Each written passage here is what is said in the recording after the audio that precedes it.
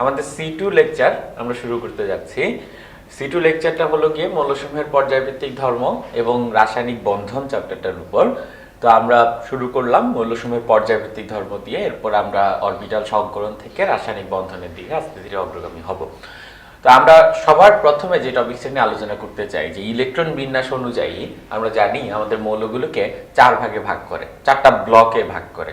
S block মৌল, P block মৌল, D block মৌল, এফ ব্লক মৌল। তো আমাদের যদি একটা ইলেকট্রন বিন্যাসে সর্বশেষ ইলেকট্রনটা একটা এস অরবিটালে প্রবেশ করে তখন তাকে আমরা বলি এস ব্লক মৌল। যদি পি অরবিটালে প্রবেশ করে তাহলে আমরা বলি পি ব্লক মৌল। ডি অরবিটালে যদি সর্বশেষ ইলেকট্রন যায় আমরা বলি তাকে ডি ব্লক মৌল। আর যদি এফ অরবিটালে সর্বশেষ ইলেকট্রনটা উপস্থিত থাকে তখন আমরা তাকে বলি এফ ব্লক মৌল। তো এই এসপিডিএফ এই যে চার প্রকার ব্লক আছে, চার প্রকার ব্লকের চার প্রকার মৌল আছে, এই মৌলগুলির ভিতর ডি ব্লক মৌলটাই সবচেয়ে বেশি গুরুত্বপূর্ণ। আমরা যদি পর্যায় সারণী দেখি, পর্যায় সারণীর মাঝামাঝি জায়গায় একটু কূপের মতো জায়গায় যে মৌলগুলি থাকে তাদেরকে আমরা বলি ডি ব্লক মৌল, যাদেরকে আমরা আগে অবস্থান্তর মৌল বলে জানতাম। বাট এখন আমরা দেখব যে অ্যাকচুয়ালি ডি ব্লক মৌল মানেই অবস্থান্তর মৌল কিন্তু না।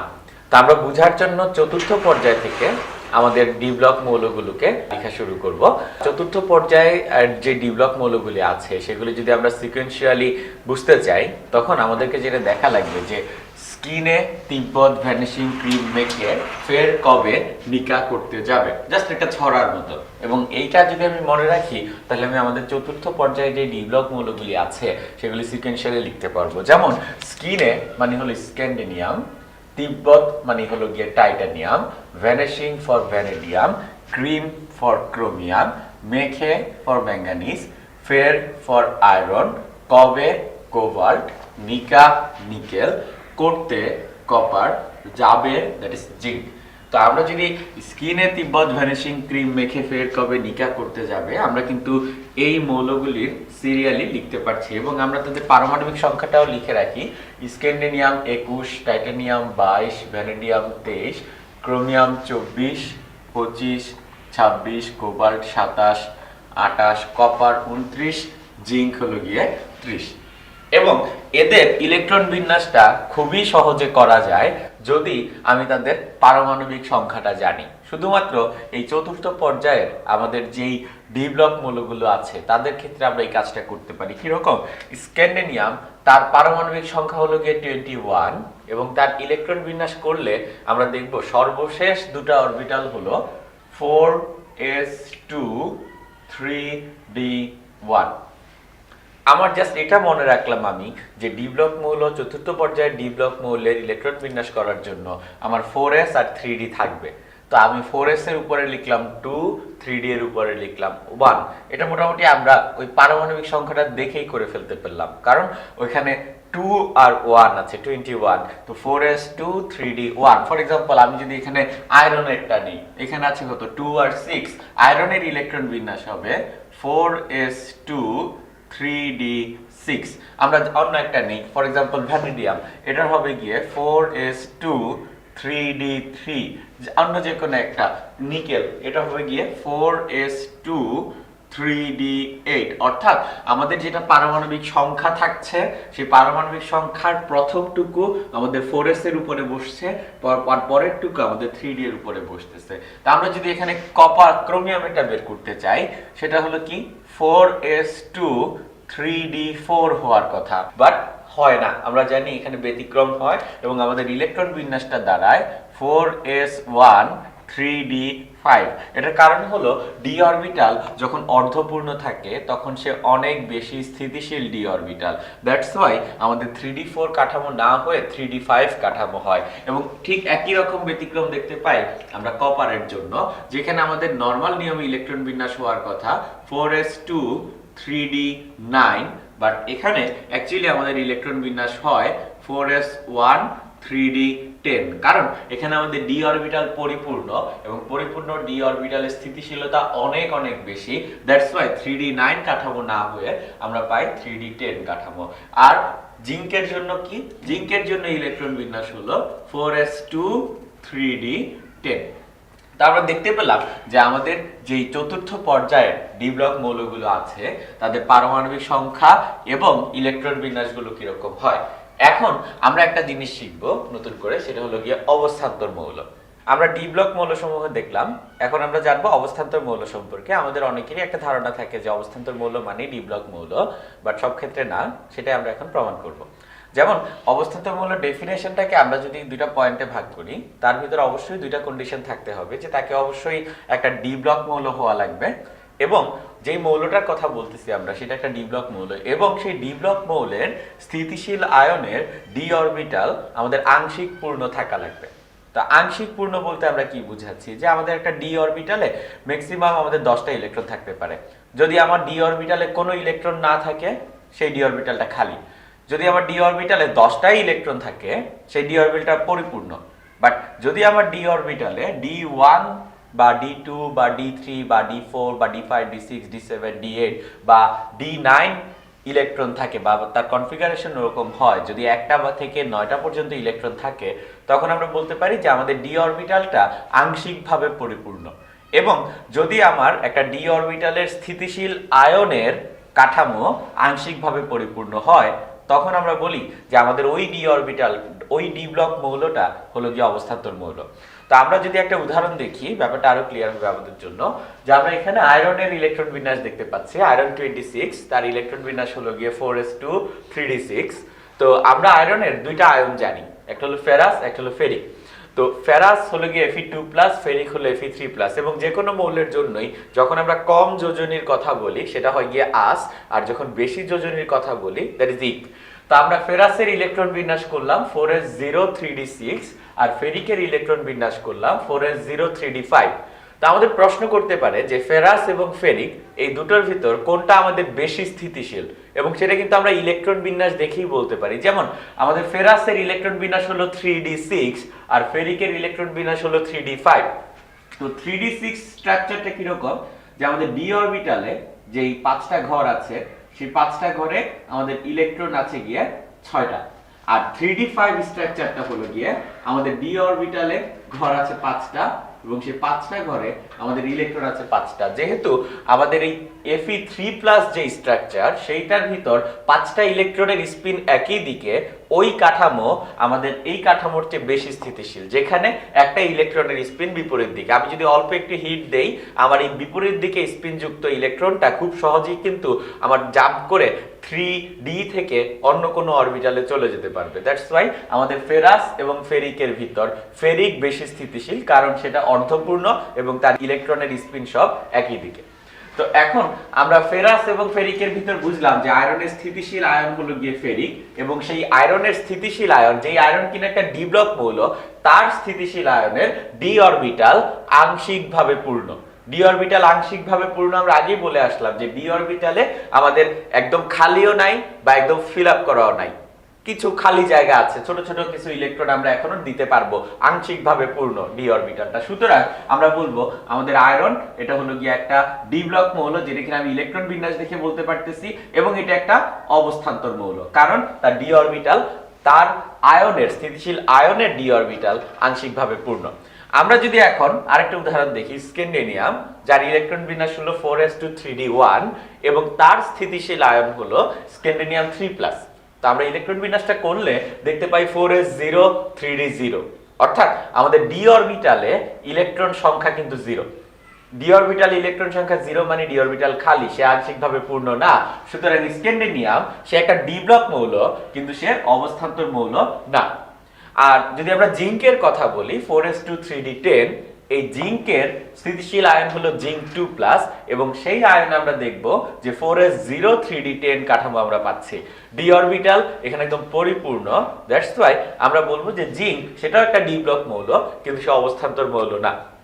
একটু জাস্ট সংক্ষেপে বলে দেওয়া যে অবস্থান্তর মৌল বলতে অ্যাকচুয়ালি কি বোঝাচ্ছে, বা স্ক্যান্ডিনিয়াম বা জিঙ্ক তাদেরকে কেন আমরা অবস্থান্তর মৌল বলতে পারতেছি না, এটা যদি আমরা ছোট্ট করে একটু দেখি, যে আমাদের Fe3+ যে আয়নটা ছিল, সেখানে ইলেকট্রন বিন্যাসের কাঠামো ছিল 3d5, অর্থাৎ আমাদের ডি অরবিটাল ইলেকট্রন ছিল 5টা। এখন নরমালি এই যে 5টা ইলেকট্রন একই দিকে স্পিন করে থাকবে, এটা কিন্তু আমাদের কুন্ডের নিয়ম। কুন্ডের নিয়ম অনুযায়ী আমরা বলি যে আমাদের 5টা ইলেকট্রন একই দিকে স্পিন করে থাকবে। বাট যারা অবস্থান্তর মৌল, তাদের ক্ষেত্রে দেখা যায় এই যে ইলেকট্রনগুলি ট্রানজিশনাল মৌল বলি আমরা, ইলেকট্রনগুলি অবস্থান চেঞ্জ করতে পারে। কিন্তু যদি আমরা দেখি স্ক্যান্ডিনিয়াম, তার কাঠামো এরকম, তার ডি অরবিটাল, স্থিতিশীল ডি অরবিটালের কাঠামো হলো গিয়ে 3d0, তার ডি অরবিটালে কোনো ইলেকট্রনই থাকে না, সেই ইলেকট্রন কিভাবে অবস্থান চেঞ্জ করবে? আর আমরা যদি বলি জিঙ্কের কাঠামো, যেই জিঙ্কের ডি অরবিটালের স্ট্রাকচার হলো 3d10, অর্থাৎ তার D orbital completely filled up, তো তার ইলেকট্রনগুলো জায়গা চেঞ্জ করার কোনো জায়গা নাই, কিন্তু যেহেতু আগের থেকেই পরিপূর্ণ অবস্থায় আছে, সে অবস্থান পরিবর্তন করতে পারবে না। স্ক্যান্ডিনিয়ামের ক্ষেত্রে সে আগের থেকে খালি, তার ইলেকট্রনই নাই, তো অবস্থান পরিবর্তন করবে কারা? কিন্তু আমরা যদি আয়রন বা অন্যান্য অবস্থান্তর মৌলের জন্য দেখি, তারা কিন্তু তাদের ডি অরবিটালের মাঝে তাদের ইলেকট্রনের অবস্থান পরিবর্তন করতে পারে। দ্যাটস ওয়াই তাদেরকে আমরা বলি অবস্থান্তর মৌল।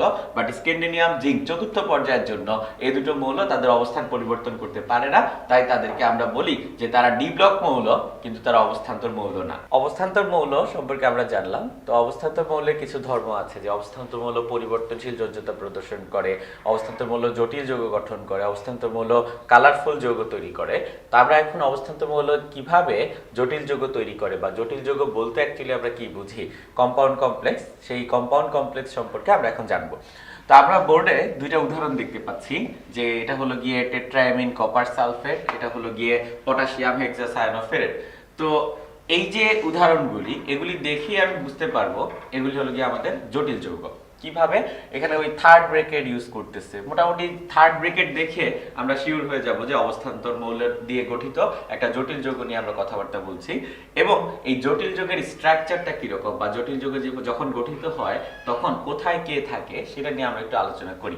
যে আমরা থার্ড ব্র্যাকেটের ভিতর সবসময় শুধুমাত্র একটা ধাতু খুঁজে পাবো। আমরা যখন খুঁজবো, সংকেতটা খুঁজবো, থার্ড ব্র্যাকেটের ভিতর আমরা একটা ধাতু দেখবো।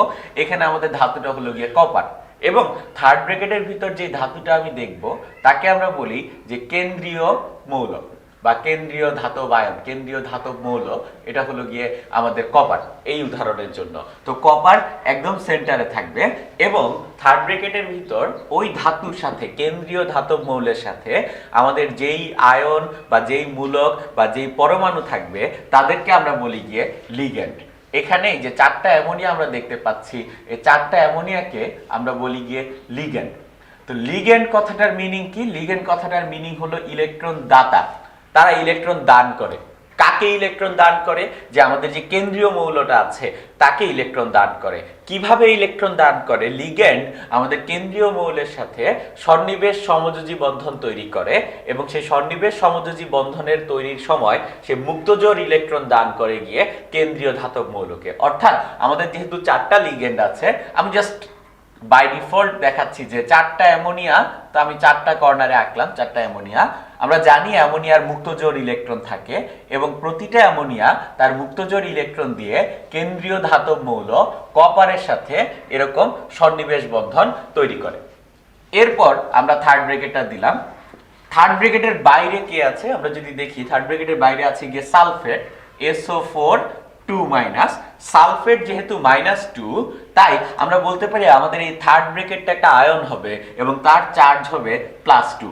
অর্থাৎ থার্ড ব্র্যাকেট বিশিষ্ট আয়ন, তাকে আমরা বলি জটিল আয়ন, এবং সেই জটিল আয়নটা এই ক্ষেত্রে হলো গিয়ে ক্যাটায়ন, কারণ এটা হচ্ছে কাটা কাটা আয়ন, ক্যাটায়ন, পজিটিভ চার্জ যুক্ত আয়ন। দ্যাটস ওয়াই আমরা একে বললাম ক্যাটায়ন। তো আমাদের এই উদাহরণটা আমরা দেখতে পেলাম এটা ক্যাটায়ন বিশিষ্ট জটিল আয়নের গঠন, যেই গঠনে কপার কেন্দ্রীয় ধাতব মৌল, যেটা কিনা সেন্টারে আছে, তার সাথে সন্নিবেশ বন্ধন দিয়ে যুক্ত আছে আমাদের লিগ্যান্ড, চারটা লিগ্যান্ড যুক্ত। এবং চারটা লিগ্যান্ড যেহেতু যুক্ত, আমরা বলি কপারের সন্নিবেশ সংখ্যা বা কোঅর্ডিনেশন নাম্বার হলো গিয়ে 4। তার সাথে চারটা সন্নিবেশ বন্ধন আমি দেখতে পাচ্ছি, সুতরাং তার কোঅর্ডিনেশন নাম্বার বা সন্নিবেশ সংখ্যা 4।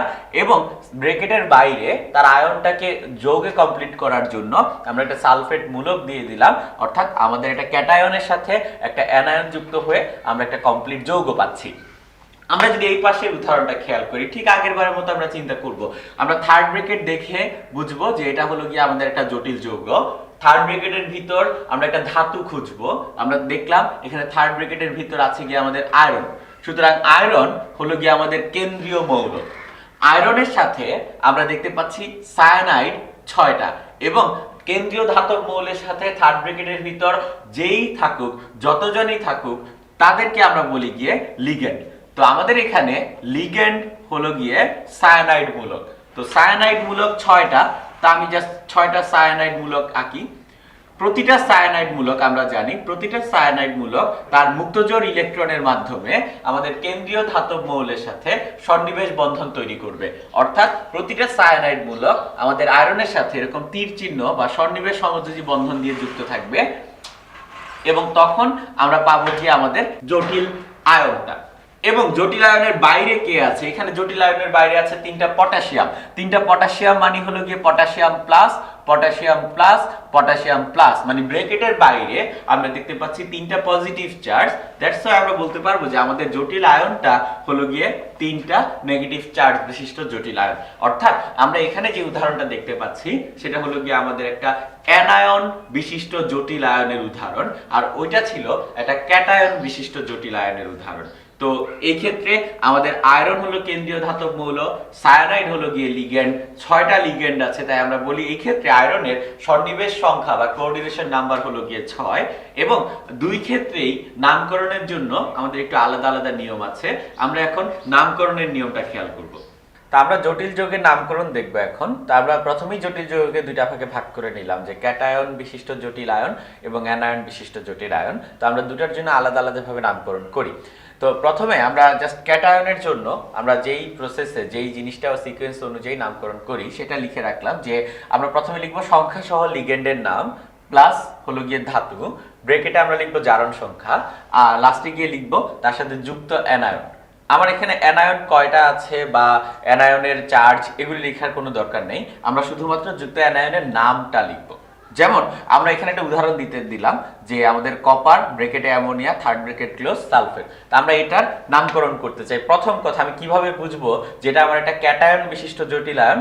আমরা দেখলাম যে ব্র্যাকেটের বাইরে থার্ড ব্র্যাকেটের বাইরে আছে কি আমাদের সালফেট। সালফেট হলো গিয়ে 2-, তার মানে আমরা বলতে পারি যে আমাদের সালফেট যেহেতু 2-, আমাদের জটিল আয়নটা হলো গিয়ে +2, অর্থাৎ জটিল আয়নটা একটা ক্যাটায়ন। তো এই ক্যাটায়নের ভিতর আমাদের লিগ্যান্ড হলো গিয়ে অ্যামোনিয়া এবং লিগ্যান্ড অ্যামোনিয়া আছে গিয়ে 4টা, আর কেন্দ্রীয় ধাতু হলো গিয়ে কপার। তা আমার এই কপারের জারণ সংখ্যাটা লাগবে। তা আমরা এই জারণ সংখ্যাটা এইভাবে বের করতে পারি যে আমাদের টোটাল যে যৌগটার চার্জ সংখ্যা হলো গিয়ে 0। তো সালফেটের চার্জ হলো গিয়ে -2, অ্যামোনিয়ার চার্জ 0, তার মানে অবশ্যই আমাদের কপারের চার্জ হবে +2, কারণ আমাদের টোটাল যৌগটার চার্জ 0। দ্যাটস ওয়াই আমরা যদি যোগ করি +2 0 -2 তাহলে কিন্তু আমরা 0ই পাচ্ছি। এই জন্য আমাদের কপারের চার্জ এখানে হলো গিয়ে 2 বা কপারের জারণ সংখ্যা হলো গিয়ে 2। তো আমরা নামকরণ শুরু করি আমাদের ওই নিয়ম অনুযায়ী। প্রথমে আমাদের লেখা লাগবে সংখ্যা সহ লিগ্যান্ড। এখানে লিগ্যান্ড আছে গিয়ে অ্যামোনিয়া কয়টা? 4টা। তাই আমরা শুরু করলাম, এটার নাম হলো টেট্রা অ্যামিন। অ্যামোনিয়াকে আমরা লিখবো অ্যামিন, টেট্রা অ্যামিন। এরপরে হলো গিয়ে ধাতু লিখবো আমরা, ধাতু হলো গিয়ে কপার, টেট্রা অ্যামিন কপার। কপারের পর ব্র্যাকেটে আমরা লিখবো কপারের জারণ সংখ্যা, কপারের জারণ সংখ্যা এখানে 2, টেট্রা অ্যামিন কপার 2, এবং ব্র্যাকেটের বাইরে কে? ব্র্যাকেটের বাইরে হলো গিয়ে সালফেট। তো এটা হলো গিয়ে আমাদের একটা ক্যাটায়নের নামকরণের নিয়ম, সংখ্যা সহ লিগ্যান্ড প্লাস ধাতু ব্র্যাকেটের জারণ সংখ্যা প্লাস যুক্ত অ্যানায়ন। আমরা যদি একটা অ্যানায়নের জন্য নামকরণ দেখি, কিভাবে বুঝবো অ্যানায়ন? যেমন এই উদাহরণটা খেয়াল করি। এই উদাহরণে ব্র্যাকেটের বাইরে আছে গিয়ে আমাদের পটাশিয়াম, সুতরাং 3টা পটাশিয়ামের চার্জ হলো +3। সুতরাং অবশ্যই আমার এই জটিল আয়ন যেটা, সেই জটিল আয়নের চার্জ হবে গিয়ে -3, এবং জটিল আয়নের চার্জ যেহেতু মাইনাস, তার মানে এটা হলো গিয়ে একটা অ্যানায়ন।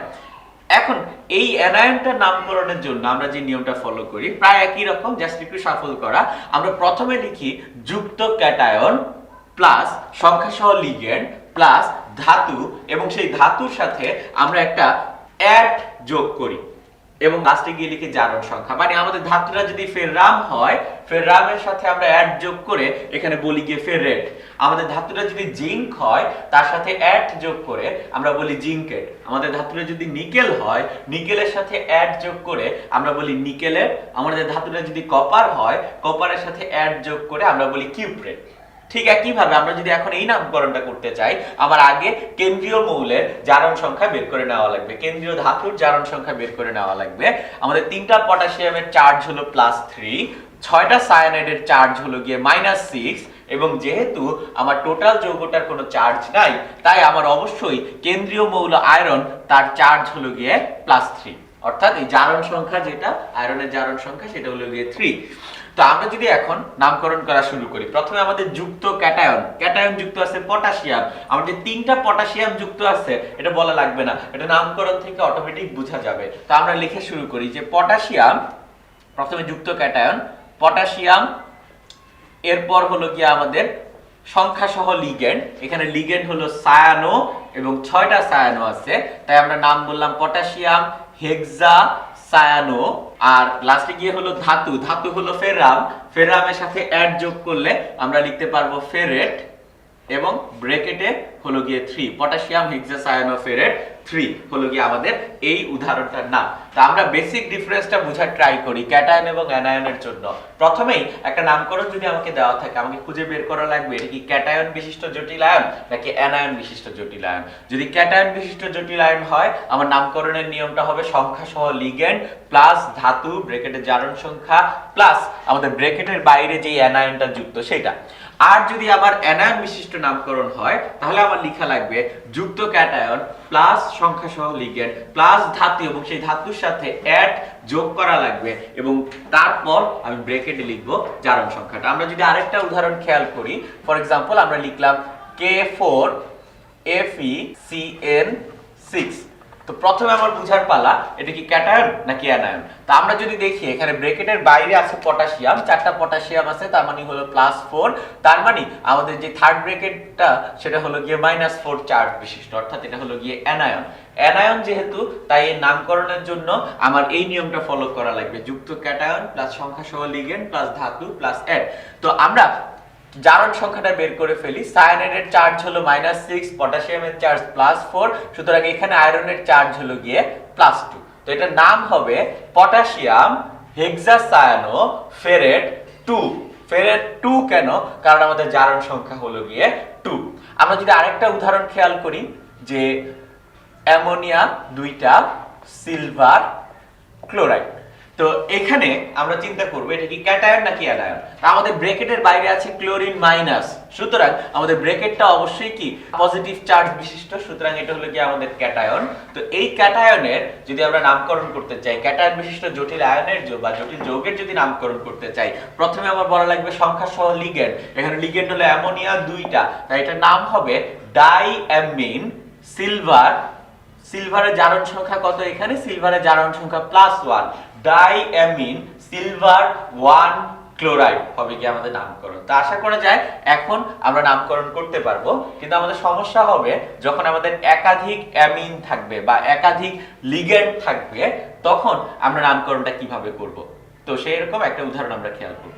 তা আমরা এখন একটা জটিল যৌগের নামকরণ খেয়াল করব যেখানে আমাদের একাধিক লিগ্যান্ড আছে। যেমন এখানে আমাদের কেন্দ্রীয় মৌল হলো গিয়ে কোবাল্ট এবং তার সাথে লিগ্যান্ড হিসেবে পানি আছে 3টা, এমন ক্লোরো আছে 1টা আর অ্যামোনিয়া আছে 2টা। তো এই ক্ষেত্রে আগে কি ক্যাটায়ন না অ্যানায়ন সেটা আগে প্রথমে আমরা ডিসাইড করি। ব্র্যাকেটের বাইরে আছে কি আমাদের সালফেট 2-, তার মানে আমাদের থার্ড ব্র্যাকেটটা হলো গিয়ে 2+, তার মানে আমরা এটাকে ক্যাটায়ন হিসেবে নামকরণ করব। তো ক্যাটায়ন হিসেবে নামকরণ করলে আমাদের কেন্দ্রীয় মৌল যে কপার তার জারণ সংখ্যা কি হবে?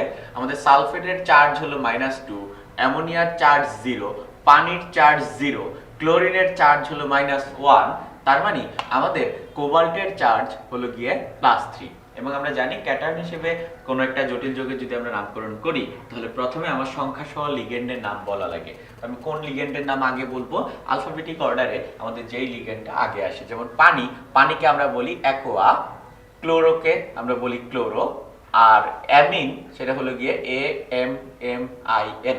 তো আমরা যদি এখন আলফাবেটিক অর্ডার চিন্তা করি, তাহলে MNOPQ, তার মানে আগে আসে গিয়ে আমাদের অ্যামিন, এরপরে আসে গিয়ে আমাদের অ্যাকোয়া, আর সবার লাস্টে গিয়ে আসে আমাদের ক্লোরো। তো আমরা যদি এখন নামটা লিখি সেটা হবে এরকম যে ডাইঅ্যামিন, এরপর হলো গিয়ে অ্যাকোয়া, ট্রাইঅ্যাকোয়া, ডাইঅ্যামিন ট্রাইঅ্যাকোয়া, এরপরে হলো গিয়ে ক্লোরো। আমরা লিখতে পারি মনোক্লোরো বা শুধু ক্লোরো লিখলেও খুব বেশি সমস্যা হবে না। ক্লোরো সংখ্যা সহ লিগ্যান্ড লিখলাম, এরপর হলো গিয়ে সংখ্যা সহ লিগ্যান্ড প্লাস ধাতুটা হলো গিয়ে কোবাল্ট, ক্লোরো কোবাল্ট, এবং কোবাল্টের পর আমরা লিখব কোবাল্টের জারণ সংখ্যা। কোবাল্টের জারণ সংখ্যা হলো গিয়ে 3, কোবাল্ট 3 এবং বাইরে হলো গিয়ে আমাদের যেই অ্যানায়নটা যুক্ত আছে সেটা হলো গিয়ে সালফেট। তো আমরা যদি এখন উদাহরণটা খেয়াল করি সেখান থেকে বুঝতে পারবো নামকরণটা কিভাবে হলো। নরমাল নিয়ম, প্রথমে হলো গিয়ে আমাদের সংখ্যা সহ লিগ্যান্ডের নাম, প্লাস হলো গিয়ে আমাদের ধাতু, প্লাস হলো গিয়ে আমাদের জারণ সংখ্যা ব্র্যাকেটে, প্লাস হলো গিয়ে আমাদের ব্র্যাকেটের বাইরে যেই অ্যানায়ন যুক্ত থাকে সেই অ্যানায়নটা। সুতরাং আমাদের এই কমপ্লেক্স যৌগটার কমপ্লেক্স নাম হলো ডাইএমিন ট্রাইঅ্যাকুয়া মনোক্লোরো বা শুধু ক্লোরো কোবাল্ট 3 সালফেট। অবস্থান্তর মৌলসমূহ রঙিন যৌগ গঠন করে। তো কেন রঙিন যৌগ গঠন করে সেটা যদি আমরা একটু আলোচনা করতে চাই, আমরা এখানে একটা উদাহরণ দিয়ে শুরু করলাম। আমাদের একটা জটিল আয়ন আছে যেখানে কিনা একটা অবস্থান্তর মৌল আয়রন আমরা দেখতে পাচ্ছি যে হেক্সা অ্যাকোয়া আয়রন 3 বা হেক্সা অ্যাকোয়া আয়রন 3 কোন একটা যৌগ বা আয়রনের যে কোনো একটা জটিল যৌগ নিয়ে আমরা নিয়ে আসলাম। তো সেই জটিল যৌগে আমরা দেখি যে Fe3+ ইলেকট্রন বিন্যাস থাকে। Fe3+ ইলেকট্রন বিন্যাস মানে হলো ডি অরবিটালে আমাদের 5টা ইলেকট্রন থাকে। এখন এই যে যৌগটা বা এই আয়নটা নিলাম, এই আয়নটা একটা টেস্ট টিউবে যদি এই যৌগটা নেই, আমরা দেখি এটার কালার হলো গিয়ে হলুদ। তো এটার কালার হলুদ হওয়ার লজিকটা কি, কেনই বা হলুদ হবে? তো আমরা এখানে একটু কালার নিয়ে কথাবার্তা বলি যে আমাদের সাদা আলো প্রাইমারি 3টা কালারের সমন্বয়ে গঠিত। যে প্রাইমারি 3টা কালার হলো কি আমাদের রেড, গ্রিন, ব্লু। তো আমরা যদি এখানে একটা ডায়াগ্রাম দেখি যে রেড, গ্রিন, ব্লু তারা আমাদের একটা প্রাইমারি কালার, এবং তারা যখন পরস্পরের সাথে মিশে, যেমন রেড এবং গ্রিন সেটা পরস্পরের সাথে মিললে আমাদের তৈরি হয় ইয়েলো। ব্লু এবং গ্রিন তারা যখন একটার সাথে আরেকটা মিশে সেখান থেকে আমরা পাই সায়ান বা হালকা নীল টাইপের একটা কালার। আর রেড এবং ব্লু তাদেরকে যদি আমরা মিক্স করি সেখান থেকে আমরা পাই মেজেন্টা টাইপের একটা কালার। এই ইয়েলো, সায়ান এবং মেজেন্টা এগুলিকে আমরা বলি সেকেন্ডারি কালার, আর রেড, গ্রিন, ব্লু এই তিনটা হলো কি আমাদের প্রাইমারি কালার। এখন আমাদের যে যৌগটা আছে যে হেক্সা অ্যাকুয়া ফেরেট আয়নের যে যৌগটা আছে সেই যৌগটার ভিতর আমরা সাদা আলো ফেলি। সাদা আলো ফেলি মানে সেখানে আমাদের লাল, সবুজ, নীল 3টা প্রাইমারি কালারই কিন্তু আপতিত হচ্ছে। বাট দেখা যাচ্ছে যে এখান থেকে রিফ্লেক্ট হচ্ছে শুধুমাত্র লাল এবং সবুজ। নীল রঙের যে আলোক রশ্মিটা সেটা কিন্তু অ্যাবজর্ব হচ্ছে, নীল রঙের আলোক রশ্মিটা শোষণ করে নিচ্ছে আমার দ্রবণ। কেন নীল রঙের আলোক রশ্মিটা শোষণ করছে বা তাতে বা কি হচ্ছে? যখন এখান থেকে লাল আর সবুজ রঙের আলো বের হচ্ছে, সেই লাল আর সবুজ মিলে আমার কালারটা তৈরি করতেছে ইয়েলো, এবং সেই হলুদ রংটাই কিন্তু আমি দেখতে পাচ্ছি দ্রবণের কালার হিসেবে। এখন আমাদের বোঝা লাগবে যে কেন এখানে নীল রংটা শোষণ হচ্ছে। এটা ডিপেন্ড করে আমার ইলেকট্রন বিন্যাসের উপর বা আমার কেন্দ্রীয় মৌলের উপর। ফর এক্সাম্পল, এখানে আমাদের কেন্দ্রীয় মৌল Fe3+, তার ইলেকট্রন বিন্যাসে 5টা ইলেকট্রন আছে ডি অরবিটালের। যখন কোন একটা অবস্থান্তর মৌলের সাথে লিগ্যান্ড যুক্ত হয় তখন আমাদের ডি অরবিটালটা 2টা স্তরে ভাগ হয়ে যায়, 3টা এবং 2টা অরবিটালের 2টা স্তরে ভাগ হয়ে যায়। প্রথমত ডি অরবিটালের 5টা অরবিটালেরই শক্তি সমান থাকে। এই অবস্থাটাকে আমরা বলি নন ডিজেনারেট অবস্থা, অর্থাৎ সমশক্তির অবস্থা। কিন্তু যখন আমাদের লিগ্যান্ড যুক্ত হয় বা এনার্জি দেই আমরা, মুক্তজোড় ইলেকট্রন আসে, লিগ্যান্ড থেকে মুক্তজোড় ইলেকট্রন যখন আমাদের ধাতব আয়নে ঢুকে তখন আমাদের 2টা স্তরে সেটা ভাগ হয়ে যায়। একটা স্তরে থাকে 3টা অরবিটাল, আরেকটা স্তরে থাকে 2টা অরবিটাল, এবং এই 2টা স্তরের মাঝখানে এই ডিজেনারেট অবস্থায় আমার এই 2টা লেয়ারের মাঝে একটা শক্তির পার্থক্য থাকে। সেই শক্তির পার্থক্যটাকে ফর এক্সাম্পল খুবই কম থাকে, আমরা বললাম সেটা হলো ডেল্টা ই। আমরা একটা ফর্মুলা জানি, delta E is equals to hc by lambda. এই ডেল্টা ই করেসপন্ডিং ল্যামডা আমরা ক্যালকুলেশন করে বের করতে পারি, কারণ এখানে h এবং c হলো গিয়ে আমাদের কনস্ট্যান্ট। তো দেখা যাবে এখান থেকে যে এই যৌগের জন্য যে ল্যামডার মানটা আসবে সেই ল্যামডার মানটা আমাদের নীল আলোর তরঙ্গ দৈর্ঘ্যের সাথে ম্যাচ করবে। যেই ডেল্টা ই থাকবে আমাদের সেই পরিমাণ আলোক রশ্মি শোষিত হবে, সেই তরঙ্গ দৈর্ঘ্যের আলোক রশ্মি আমাদের শোষিত হবে এবং বাকিগুলো আমাদের প্রতিফলিত হবে। এবং সেখান থেকে যখন আমাদের হলুদ কালার দেখবো আমরা, তার কারণ হলো লাল এবং সবুজ তারা প্রতিফলিত হয়ে বের হয়ে আসবে, সেই লাল আর সবুজ মিলে আমরা পাবো গিয়ে হলুদ। ফর এক্সাম্পল, আমরা যদি এখন প্রশ্ন করি যে আমি কিভাবে হালকা নীল, সায়ান যে কালারটা আছে, হালকা নীল রং কোন একটা দ্রবণে আমি কখন দেখব, আমার চিন্তা করা লাগবে হালকা নীল কিভাবে হয়। হালকা নীল হয় যদি আমার ব্লু আর গ্রিন মিলে তৈরি করে। ব্লু আর গ্রিন অর্থাৎ একটা দ্রবণে আমার সাদা আলো পড়বে, সেখান থেকে ব্লু আর গ্রিন বের হয়ে আসবে এবং সেটা মিলে আমরা পাবো সায়ান বা হালকা নীল কালারটা। তার মানে কি, ওই দ্রবণে আমার লাল আলো শোষিত হবে, লাল আলো শোষিত হবে এমন ডেল্টা ই থাকবে ওই দ্রবণের দুইটা স্তরের মাঝখানে শক্তির পার্থক্য। ঠিক একইভাবে আমি যদি কোনো জায়গায় ব্লু কালার দেখতে চাই, কোনো একটা দ্রবণ গাঢ় নীল, তো গাঢ় নীল হবে কখন? যখন ওই দ্রবণটার শক্তির পার্থক্য এমন হবে, দুইটা ডি অরবিটালের ডিজেনারেট অবস্থার ডি অরবিটালের শক্তির পার্থক্য এমন হবে যে আমার লাল এবং সবুজ কালার শোষিত হচ্ছে এবং শুধুমাত্র নীল কালারটা প্রতিফলিত হচ্ছে, তখন আমি এটাকে নীল দেখব। যদি শুধু লাল কালার প্রতিফলিত হয় আমি তাকে লাল দেখব, যদি শুধু সবুজ কালার প্রতিফলিত হয় আমি সবুজ দেখব। কিন্তু যদি একাধিক কালার প্রতিফলিত হয় তখন ওই একাধিক কালারের কম্বিনেশনে আমি যে সেকেন্ডারি কালারটা পাই সেই সেকেন্ডারি কালারটা আমি দ্রবণের কালার হিসেবে দেখতে পাবো।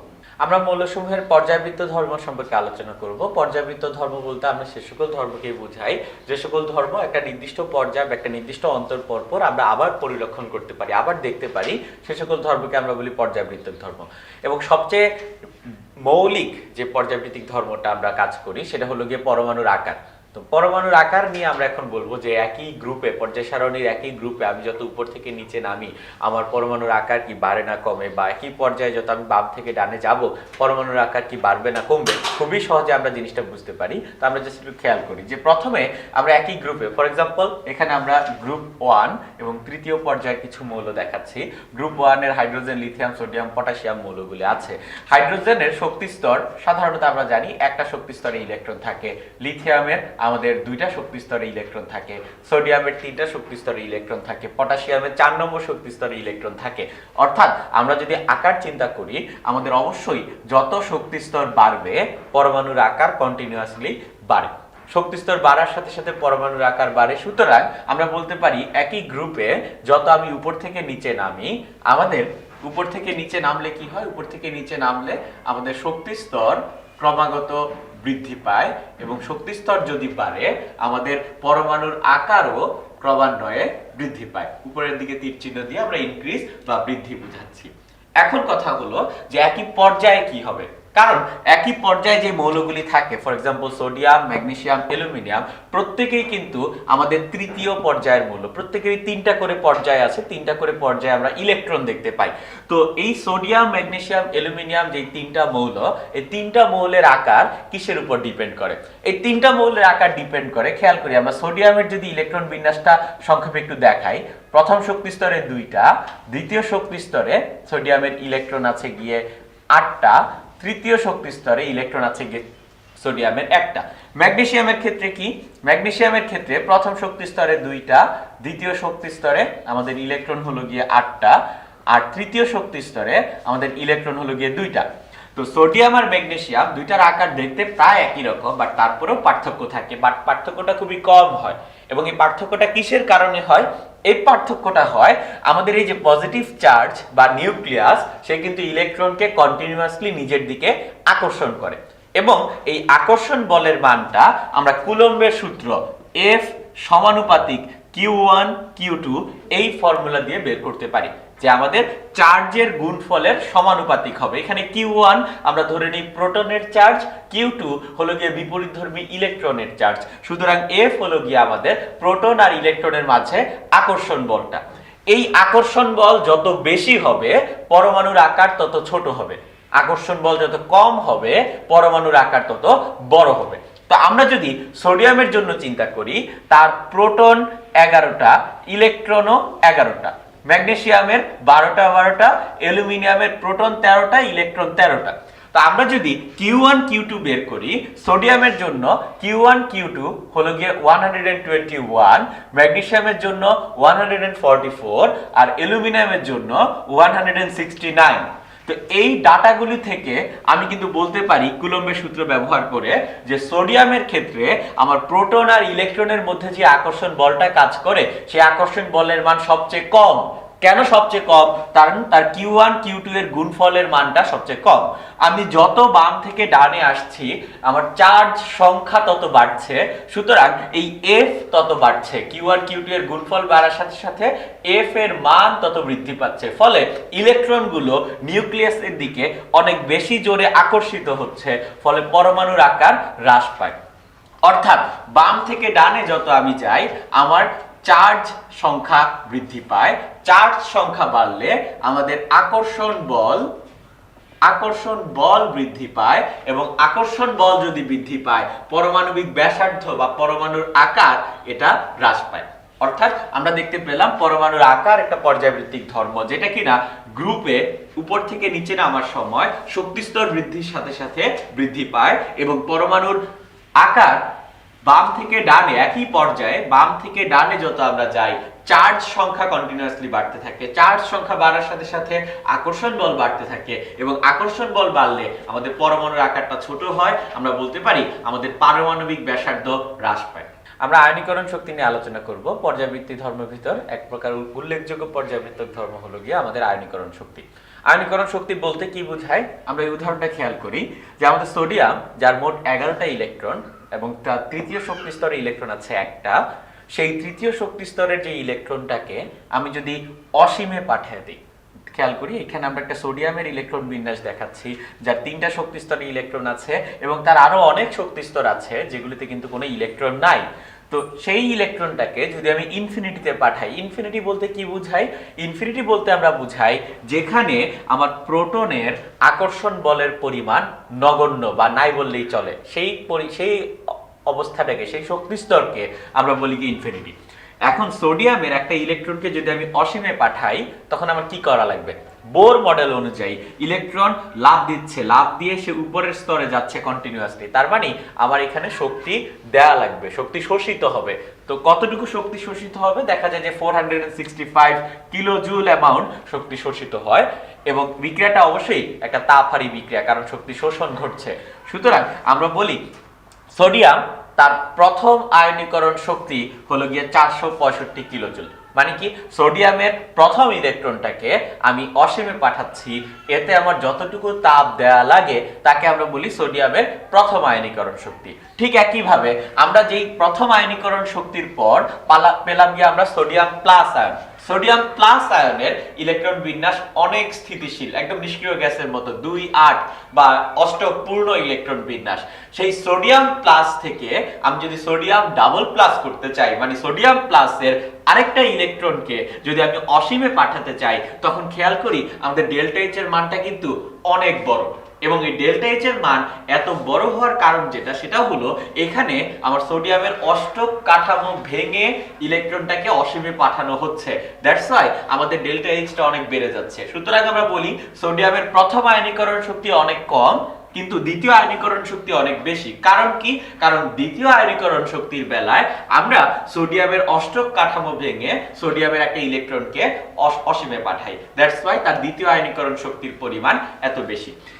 আমরা যদি ম্যাগনেসিয়ামের জন্য চিন্তা করি, ম্যাগনেসিয়াম থেকে ম্যাগনেসিয়াম প্লাস হয়, ম্যাগনেসিয়াম প্লাস থেকে ম্যাগনেসিয়াম 2 প্লাস হয়, ম্যাগনেসিয়াম 2 প্লাস থেকে ম্যাগনেসিয়াম 3 প্লাস হয়। প্রথম যে ডেল্টা এইচ সেটা হবে আমার প্রথম আয়নীকরণ শক্তি, পরেরটা হবে আমার দ্বিতীয় আয়নীকরণ শক্তি, এরপরটা হবে আমার তৃতীয় আয়নীকরণ শক্তি। এখন আমার যদি প্রশ্ন করে ম্যাগনেসিয়ামের ক্ষেত্রে প্রথম, দ্বিতীয়, তৃতীয় আয়নীকরণ শক্তির ক্রম দেখাও, মানে কোন আয়নীকরণ শক্তি বেশি, কোন আয়নীকরণ শক্তি কম, আমরা এভাবে চিন্তা করব। যখন আমাদের ম্যাগনেসিয়াম 2 প্লাস থেকে আমি ম্যাগনেসিয়াম 3 প্লাস করতে যাচ্ছি তখন আমার অষ্টক কাঠামো ভাঙা লাগছে। সুতরাং এখানে ডেল্টা এইচ 3 বা আমাদের তৃতীয় আয়নীকরণ শক্তিটা সবচেয়ে বেশি হবে। আর যখন আমি ম্যাগনেসিয়াম প্লাস থেকে ম্যাগনেসিয়াম 2 প্লাস করছি, আমরা 2-8-1 এরকম একটা ইলেকট্রন বিন্যাস থেকে 2-8 করতে চাচ্ছি, যার ইলেকট্রন বিন্যাস 2-8-1 মানে যার সর্ববহিষ্ঠ শক্তি স্তরে একটা ইলেকট্রন আছে, তার টেন্ডেন্সি এরকম আমি অনেক তাড়াতাড়ি একটা ইলেকট্রন ছেড়ে দিব, আমি অষ্টক পূর্ণ হব। অর্থাৎ তখন যখন 2-8-1 থেকে 2-8 হয় তখন আমার ইলেকট্রনটা ছাড়া অনেক বেশি সহজ। অর্থাৎ এই ক্ষেত্রে যে ডেল্টা এইচটা আমরা পাই সেই ডেল্টা এইচ এর মানটা তুলনামূলকভাবে অনেক কম হয়। তার মানে সবচেয়ে বেশি হলো ডেল্টা এইচ 3 আর সবচেয়ে কম হলো এই তিনটার ভিতর ডেল্টা এইচ 2। তার মানে আমাদের সিকোয়েন্সটা হলো আমাদের তৃতীয় আয়নীকরণ শক্তি সবচেয়ে বেশি, সবচেয়ে কম হলো গিয়ে আমাদের দ্বিতীয় আয়নীকরণ শক্তি, আর আমাদের মাঝামাঝি রকম হলো গিয়ে প্রথম আয়নীকরণ শক্তি ম্যাগনেসিয়ামের জন্য বা গ্রুপ 2 এর যে কোনো মৌলের জন্য। আমরা দেখতে চাই একই গ্রুপে আমাদের আয়নীকরণ শক্তি কিভাবে পরিবর্তিত হয়, অর্থাৎ একই গ্রুপে যখন আমি উপর থেকে নিচে নামি আমার আয়নীকরণ শক্তি বাড়ে নাকি আয়নীকরণ শক্তি কমে। তো সেটা দেখার জন্য আমরা গ্রুপ 1 এর তিনটা মৌল লিথিয়াম, সোডিয়াম এবং পটাশিয়ামের ডায়াগ্রাম মোটামুটি রকম ভাবে এখানে আঁকলাম। যে আমাদের লিথিয়ামের সর্ববস্তু শক্তি স্তর হলো গিয়ে 2, সোডিয়ামের 3, পটাশিয়ামের 4। অর্থাৎ আয়নীকরণ শক্তি বা প্রথম আয়নীকরণ শক্তির বেলায় আমি লিথিয়ামের 2s1 এর ইলেকট্রনটাকে অসীমে পাঠাচ্ছি, সোডিয়ামের 3s1 এর ইলেকট্রনটাকে অসীমে পাঠাচ্ছি, পটাশিয়ামের 4s1 এর ইলেকট্রনটাকে অসীমে পাঠাচ্ছি। কোন ইলেকট্রনটাকে অসীমে পাঠাতে আমার সবচেয়ে কম শক্তি লাগবে, সেটা হলো সবচেয়ে কম আয়নীকরণ শক্তি বিশিষ্ট মৌল। তো আমরা যদি চিন্তা করি যে আমাদের এখানে লিথিয়ামের ক্ষেত্রে এই নিউক্লিয়াস এবং ইলেকট্রনের মাঝখানে ডিসটেন্সটা কিন্তু খুবই কম, কিন্তু সোডিয়ামের নিউক্লিয়াস এবং ইলেকট্রনের মাঝখানে ডিসটেন্সটা তুলনামূলকভাবে বেশি, পটাশিয়ামের নিউক্লিয়াস এবং ইলেকট্রনের মাঝখানে ডিসটেন্সটা আরো বেশি। আমরা জানি এই দূরত্বটা যত বাড়ে আমাদের আকর্ষণ বল F প্রপোর্শনাল টু 1/d², কুলম্বের সূত্র থেকে আমরা জানি আকর্ষণ বল যত বাড়ে ওই ইলেকট্রনের প্রতি নিউক্লিয়াসের আকর্ষণ বল তত কমতে থাকে। তার মানে এইখানের ইলেকট্রনটা, লিথিয়ামের ইলেকট্রনটা সবচেয়ে বেশি আকর্ষণ ফেস করে। কার আকর্ষণ? নিউক্লিয়াস তাকে টেনে ধরে রাখছে। আর পটাশিয়ামের ইলেকট্রনটাকে নিউক্লিয়াস খুবই দুর্বলভাবে টেনে ধরে রাখছে। আমি ইলেকট্রনগুলিকে অসীমে নিয়ে যেতে চাই, যেহেতু পটাশিয়ামের ইলেকট্রনটাকে নিউক্লিয়াস খুবই দুর্বলভাবে আকর্ষণ করে রাখছে, তা আমি খুব সহজেই কিন্তু পটাশিয়ামের যে ইলেকট্রনটা তাকে অসীমে নিয়ে যেতে পারবো এবং এই ক্ষেত্রে আমার সবচেয়ে কম এফোর্ট দেওয়া লাগবে, এই ক্ষেত্রে আমার তাপ শক্তি সবচেয়ে কম দেওয়া লাগবে। কিন্তু লিথিয়ামের জন্য আমার তাপ শক্তির পরিমাণ দিতে হবে সবচেয়ে বেশি, কারণ লিথিয়ামের ইলেকট্রনটাকে প্রোটন বা নিউক্লিয়াস খুবই শক্তিশালী ভাবে ধরে রাখতেছে। অর্থাৎ আমরা যদি লিথিয়াম থেকে সোডিয়াম, সোডিয়াম থেকে পটাশিয়ামে যাই, তখন আমরা দেখি যে আমাদের পরমাণুর আকার ক্রমান্বয়ে বৃদ্ধি পায়। কারণ কি? তারা একই গ্রুপের মৌল। আমি যত উপর থেকে নিচে নামি আমার পরমাণুর আকার বৃদ্ধি পায়।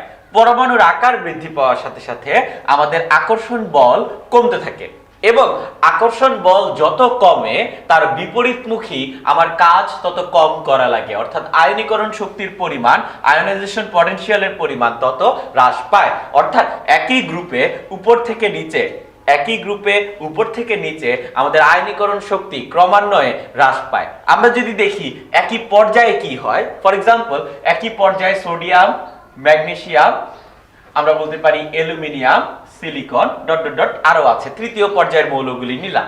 আমরা জানি বাম থেকে ডানে আমি যত যাব আমার পরমাণুর আকার তত কমে। বাম থেকে ডানে শক্তিস্তর বৃদ্ধি পায় না, শক্তিস্তর একই থাকে, কিন্তু আয়ন বা চার্জ সংখ্যা বৃদ্ধি পায়, ফলে পরমাণুর আকার বা পারমাণবিক ব্যাসার্ধ কমে। পারমাণবিক ব্যাসার্ধ যদি কমে আমার আকর্ষণ বলের পরিমাণ কিন্তু বৃদ্ধি পায়। এই সূত্র অনুযায়ী পারমাণবিক আকার কমার সাথে সাথে আকর্ষণ বল বাড়ে এবং আকর্ষণ বল বৃদ্ধি পেলে আমরা বলতে পারি আমাদের আয়নাইজেশন পটেনশিয়াল বা আয়নীকরণ শক্তির পরিমাণ বাড়ে।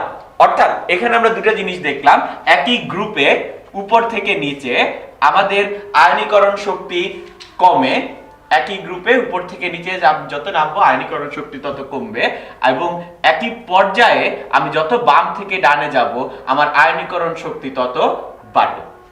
ইলেকট্রন আসক্তি এক প্রকার পর্যায়ভিত্তিক ধর্ম। এখন ইলেকট্রন আসক্তি বলতে আমরা কি বুঝাই, আগে আমরা সেই কথাটা একটু বলে নিই। যে এখানে একটা বিক্রিয়া আমরা দেখতে পাচ্ছি, ক্লোরিন প্লাস ইলেকট্রন, সেখান থেকে হচ্ছে ক্লোরাইড এবং delta H equals to -600 kilojoule. তার মানে কি? ক্লোরিন একটা ইলেকট্রন যখন গ্রহণ করে ক্লোরাইড আয়ন হয় তখন 600 কিলোজুল তাপ শক্তি বিমুক্ত হচ্ছে। এটা একটা তাপ উৎপাদী বিক্রিয়া। ঠিক একইভাবে নিচের বিক্রিয়াটা যদি আমরা খেয়াল করি, ব্রোমিন প্লাস ইলেকট্রন, সেখান থেকে ব্রোমিন মাইনাস, ডেল্টা H হলো গিয়ে -550 কিলোজুল। ব্রোমিন একটা ইলেকট্রন গ্রহণ করে ব্রোমিন মাইনাস হচ্ছে, 550 কিলোজুল তাপ শক্তি উৎপন্ন হচ্ছে। কেন তাপ শক্তিটা উৎপন্ন হচ্ছে সেটা বোঝার জন্য আমরা একটু এই দুইটা ডায়াগ্রাম খেয়াল করি। যে ক্লোরিন এবং ব্রোমিনের ডায়াগ্রাম এখানে আঁকা হচ্ছে, যে প্রতিটারই অসংখ্য শক্তি স্তর আছে আমরা ধরে নিলাম, বাট ক্লোরিনের ইলেকট্রন আছে প্রথম শক্তি স্তরে 2টা, দ্বিতীয় শক্তি স্তরে 8টা, তৃতীয় শক্তি স্তরে 7টা। আর ব্রোমিনের ইলেকট্রন আছে প্রথম শক্তি স্তরে 2টা, দ্বিতীয় শক্তি স্তরে 8টা, তৃতীয় শক্তি স্তরেও 8টা এবং চতুর্থ শক্তি স্তরে 7টা। এখন আমরা ধরলাম যে অসীমে কোনো একটা ইলেকট্রন আছে, সেই ইলেকট্রনটা যদি আস্তে আস্তে আস্তে আস্তে ক্লোরিনের ভিতর প্রবেশ করে, ক্লোরিনের অষ্টক পূর্ণ করে, তখন সে কি করলো? তখন সে বোরের মডেল অনুযায়ী উপরের শক্তি স্তর থেকে লাফ দিয়ে নিচের শক্তি স্তরে আসলো। এবং আমরা জানি যখন উপর শক্তি স্তর থেকে ইলেকট্রন লাফ দিয়ে নিচের শক্তি স্তরে আসে তখন তাপ উৎপন্ন হয়। সুতরাং এটা একটা তাপ উৎপাদী বিক্রিয়া।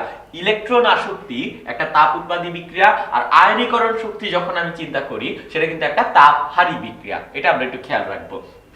এখন আমরা বুঝতে চাই যে ইলেকট্রন আসক্তির গ্রুপ ভিত্তিক সম্পর্ক কি, অর্থাৎ একই গ্রুপে ইলেকট্রন আসক্তি আমরা কিভাবে চেঞ্জ করব। তো সেই ক্ষেত্রে আমাদের অ্যান্সারটা এরকম যে একই গ্রুপে যত আমি উপর থেকে নিচে যাই, যেমন ক্লোরিন ব্রোমিন এই দুটোর তুলনা আমি দেখতে চাচ্ছি, উপর থেকে যত আমি নিচে যাই তত আমার শক্তি স্তর বৃদ্ধি পায়। এবং শক্তি স্তর বৃদ্ধি পেলে আমার এই শক্তির পরিমাণটা কমতে থাকে। কেন কমতে থাকে সেটা একটু ব্যাখ্যা করি। ধরলাম ক্লোরিন এবং ব্রোমিন উভয়ের জন্যই আমার অসীম শক্তি স্তর হলো 15 নম্বর শক্তি স্তর। ওই 15 নম্বর শক্তি স্তর থেকে যখন ইলেকট্রনটা আমার ক্লোরিনের সর্বশেষ শক্তি স্তরে আসে, মানে হলো 15 নম্বর থেকে 3 নম্বরে আসে, তখন সে কয়টা ধাপ অতিক্রম করে? তখন সে ধাপ অতিক্রম করে গিয়ে 12টা। আর ব্রোমিনের জন্য যখন সে 15 নম্বর শক্তি স্তর থেকে সর্বশেষ শক্তি স্তর 4 নম্বরে আসে তখন সে ধাপ অতিক্রম করে 11টা। কম পথ অতিক্রম করা লাগতেছে, কম জাম্প করা লাগতেছে, তার মানে সে অবশ্যই কম পরিমাণ শক্তি বিমুক্ত করবে। আর এখানে যেহেতু বেশি জাম্প করা লাগতেছে তাই এখানে বেশি শক্তি সে বিমুক্ত করে। এবং আমরা দেখি ক্লোরিনের জন্য আমাদের উৎপন্ন শক্তি হলো গিয়ে 600, আর ব্রোমিনের জন্য উৎপন্ন শক্তি হলো গিয়ে 550 কিলোজুল। অর্থাৎ আমরা বলতে পারি একই গ্রুপে উপর থেকে নিচে আমরা যত যাই আমাদের শক্তি স্তর সংখ্যা বৃদ্ধি পায়। শক্তি স্তর বৃদ্ধি পাওয়ার সাথে সাথে আমাদের অসীম থেকে আসা ইলেকট্রনের শক্তি স্তর অতিক্রম করার জন্য পথ কমতে থাকে, এবং পথ যত কমতে থাকে তত আমাদের নির্গত শক্তির পরিমাণ হ্রাস পায়, অর্থাৎ ইলেকট্রন আসক্তি হ্রাস পায়। অর্থাৎ উপর থেকে নিচে আমরা দেখব আমাদের ইলেকট্রন আসক্তির মান ক্রমান্বয়ে কমে। সুতরাং হ্যালোজেন গ্রুপের জন্য আমাদের সিকোয়েন্সটা হওয়া উচিত ফ্লোরিনের সবচেয়ে বেশি, এরপরে ক্লোরিনের, এরপরে ব্রোমিনের এবং এরপরে আয়োডিনের। বাট এখানে একটা সমস্যা হয়। আমাদের অ্যাকচুয়াল সিকোয়েন্সটা হলো ক্লোরিনের ইলেকট্রন আসক্তি সবচেয়ে বেশি, এরপরে ফ্লোরিন, এরপরে ব্রোমিন, এরপরে আয়োডিন। বুঝাই যাচ্ছে এখানে ফ্লোরিন এবং ক্লোরিনের কিছু একটা ব্যতিক্রম হচ্ছে। নরমাল নিয়ম যেটা, সেই নিয়ম হিসেবে না করে অন্য কোনো একটা সমস্যা হচ্ছে ফ্লোরিন এবং ক্লোরিনের মাঝখানে। এবং সেটা বোঝার জন্য আমরা যদি এখন এই ক্লোরিন এবং এই ফ্লোরিনের ডায়াগ্রাম দুটো খেয়াল করি তাহলে আমরা বুঝতে পারবো যে অ্যাকচুয়ালি সমস্যাটা কি। আমরা যেটা বললাম যে ক্লোরিনের জন্য একটা ইলেকট্রন 15 নম্বর শক্তি স্তর থেকে যখন 3 নম্বর শক্তি স্তরে আসে সে 12টা শক্তি স্তর অতিক্রম করে। ফ্লোরিনের জন্য সে 15 নম্বর থেকে 2 নম্বর শক্তি স্তরে আসবে এবং সে মোট 13টা শক্তি স্তর অতিক্রম করবে। তার অতিক্রান্ত দূরত্ব বেড়ে যাচ্ছে, তার মানে নির্গত শক্তি, সে যতটুকু শক্তি ছেড়ে দিবে সেই শক্তির পরিমাণ কিন্তু ক্রমান্বয়ে বাড়বে। কিন্তু আমরা যদি বিক্রিয়াটা দেখি যে ক্লোরিন এবং ফ্লোরিনের বিক্রিয়া, এই দুইটা বিক্রিয়া আমরা দেখতে পাচ্ছি ক্লোরিন সে 600 কিলোজুল তাপ শক্তি বিমুক্ত করে, আর ফ্লোরিন সে 575 কিলোজুল তাপ শক্তি বিমুক্ত করে। ফ্লোরিন কেন কম তাপ শক্তি বিমুক্ত করছে? তার তো উৎপন্ন তাপ শক্তি আরো বেশি হওয়ার কথা, কারণ তার অতিক্রান্ত দূরত্ব বেশি, তার বোর মডেল অনুযায়ী নির্গত শক্তির পরিমাণও বেশি হওয়ার কথা। বাট এখানে ফ্লোরিনের আকার এবং তার চার্জ ঘনত্ব অনেক গুরুত্বপূর্ণ ভূমিকা রাখে। ফ্লোরিনের আকার খুবই ছোট এবং তার আয়ন যতটুকু আছে সেখান থেকে আমরা বলতে পারি তার আয়নের ঘনত্ব বা তার চার্জ ঘনত্ব বা তার ইলেকট্রনের ঘনত্ব অনেক বেশি। যখন আমরা ইলেকট্রন আসক্তি চিন্তা করছি, আমাদের অসীম থেকে একটা ইলেকট্রন ফ্লোরিনের অনেক বেশি ঘন ইলেকট্রন বিশিষ্ট জায়গায় প্রবেশ করে। একটা ইলেকট্রন যখন ইলেকট্রনের ঘনত্বের ভিতর প্রবেশ করতে চায় তখন সে বিকর্ষণের সম্মুখীন হয় এবং ওই বিকর্ষণের বিরুদ্ধে কিছু পরিমাণ কাজ করা লাগে। অর্থাৎ যদি এখানে বিকর্ষণ টিকর্ষণ কিছু না থাকতো তাহলে আমরা ধরতে পারি যে আনুমানিক 650 কিলোজুল তাপ তার তৈরি হতো, কিন্তু আমি পাচ্ছি 575 কিলোজুল তাপ। বাকি 75 কিলোজুল তাপ কই যায়? বাকি 75 কিলোজুল তাপ ফ্লোরিনের এই ইলেকট্রন ঘনত্বের যেই বিকর্ষণ বল কাজ করে, ওই ইলেকট্রনটাকে ঢুকতে যেই বিকর্ষণ বল বাধা দেয়, সেই বিকর্ষণ বল অতিক্রম করতে আবার কিছু পরিমাণ কাজ করা লাগে। দ্যাটস ওয়াই আমাদের ইলেকট্রনটা প্রবেশ করার সময় যতটুকু তাপশক্তি উৎপন্ন করার কথা তার চেয়ে একটু কম তাপশক্তি উৎপন্ন করে। অর্থাৎ আমরা যেটা বলতে চাচ্ছি সেটা হলো ইলেকট্রন আসক্তির ক্রম একটা গ্রুপ থেকে উপর থেকে নিচে ক্রমান্বয়ে কমে। ইলেকট্রন আসক্তি গ্রুপের উপরে সবচেয়ে বেশি, যত নিচে নামবো ইলেকট্রন আসক্তি তত কমতে থাকে। ব্যতিক্রম দেখায় ফ্লোরিন এবং ক্লোরিন, কারণ ফ্লোরিনের চার্জ ঘনত্ব অনেক বেশি, ফ্লোরিনের আকার ছোট, দ্যাটস ওয়াই তার চার্জ ঘনত্ব ইলেকট্রনের ঘনত্ব অনেক বেশি, এবং এই কারণেই যখন একটা ইলেকট্রন প্রবেশ করতে চায় সে বিকর্ষণের সম্মুখীন হয় এবং সেই বিকর্ষণ বল কাটানোর জন্য কিছু শক্তি খরচ হয়। তাই আমাদের ক্রমটা দাঁড়ায় ক্লোরিনের ইলেকট্রন আসক্তি সবচেয়ে বেশি, এরপরে ফ্লোরিন, এরপরে ব্রোমিন, এরপরে আয়োডিন। তড়িৎ ঋণাত্মকতা নিয়ে আমরা আলোচনা করব। তড়িৎ ঋণাত্মকতা আমাদের আরেক প্রকার পর্যায়ভিত্তিক ধর্ম, এবং তড়িৎ ঋণাত্মকতা বলতে আমরা বুঝাই যে সমযোজী বন্ধনে শেয়ারকৃত ইলেকট্রনকে নিজের দিকে আকর্ষণ করার যে ক্ষমতা, ইলেকট্রনকে নিজের দিকে টেনে নেওয়ার যে ক্ষমতা, তাকে আমরা বলি তড়িৎ ঋণাত্মকতা। ফর এক্সাম্পল, আমরা এখানে হাইড্রোজেন আর ক্লোরিন দেখতে পাচ্ছি। হাইড্রোজেনের সর্ববহিষ্ঠ শক্তি স্তরে ইলেকট্রন একটা, আর ক্লোরিনের সর্ববহিষ্ঠ শক্তি স্তরে ইলেকট্রন থাকে গিয়ে 7টা। তো তারা যখন সমযোজী বন্ধন তৈরি করে তখন হাইড্রোজেন একটা ইলেকট্রন দেয়, ক্লোরিন একটা ইলেকট্রন দেয়, এবং তারা সেটা শেয়ার করে, এবং আমরা জানি তারা সমানভাবে শেয়ার করে। তাহলে হাইড্রোজেন আর ক্লোরিনের মাঝখানে যে সমযোজী বন্ধনটা হয়, সেই সমযোজী বন্ধনের ঠিক মাঝামাঝি জায়গায় কিন্তু আমাদের ইলেকট্রন দুইটা থাকার কথা। হাইড্রোজেন আর ক্লোরিনের ইলেকট্রন দুইটাই ঠিক মাঝামাঝি জায়গায় থাকার কথা, কিন্তু দেখা যায় আমাদের ইলেকট্রনগুলি ক্লোরিনের দিকে বেশি পরিমাণে ঝুঁকে থাকে, ক্লোরিনের দিকে বেশি পরিমাণে হেলে থাকে। এর কারণ হলো যে সমযোজী বন্ধনে যুক্ত অবস্থায় ক্লোরিনের ধর্ম বা ক্লোরিনের এই ক্ষমতাটা অনেক বেশি যে সে হাইড্রোজেনের ইলেকট্রনকে নিজের দিকে আকর্ষণ করে, এবং এই আকর্ষণ করার পিছনে একমাত্র উদ্দেশ্য যেটা, সেটা হলো গিয়ে স্থিতিশীলতা অর্জন করা, অষ্টক কাঠামো তৈরি করা। ক্লোরিনের সর্ববহিষ্ঠ শক্তি স্তরে 7টা ইলেকট্রন আছে, সে যদি সামহাউ আরেকটা ইলেকট্রন পায় তাহলে তার অষ্টক কাঠামো অর্জন হয়। এই জন্য সেই আশায় সে হাইড্রোজেনের ইলেকট্রনকে নিজের দিকে আকর্ষণ করে। হাইড্রোজেন আর ক্লোরিনের ভিতর ক্লোরিনের তড়িৎ ঋণাত্মকতা বেশি, এই জন্য দেখা যায় আমাদের সমযোজী বন্ধনের যে বন্ধনজোড় ইলেকট্রন সেগুলি ক্লোরিনের দিকে শিফটেড হয়ে থাকে।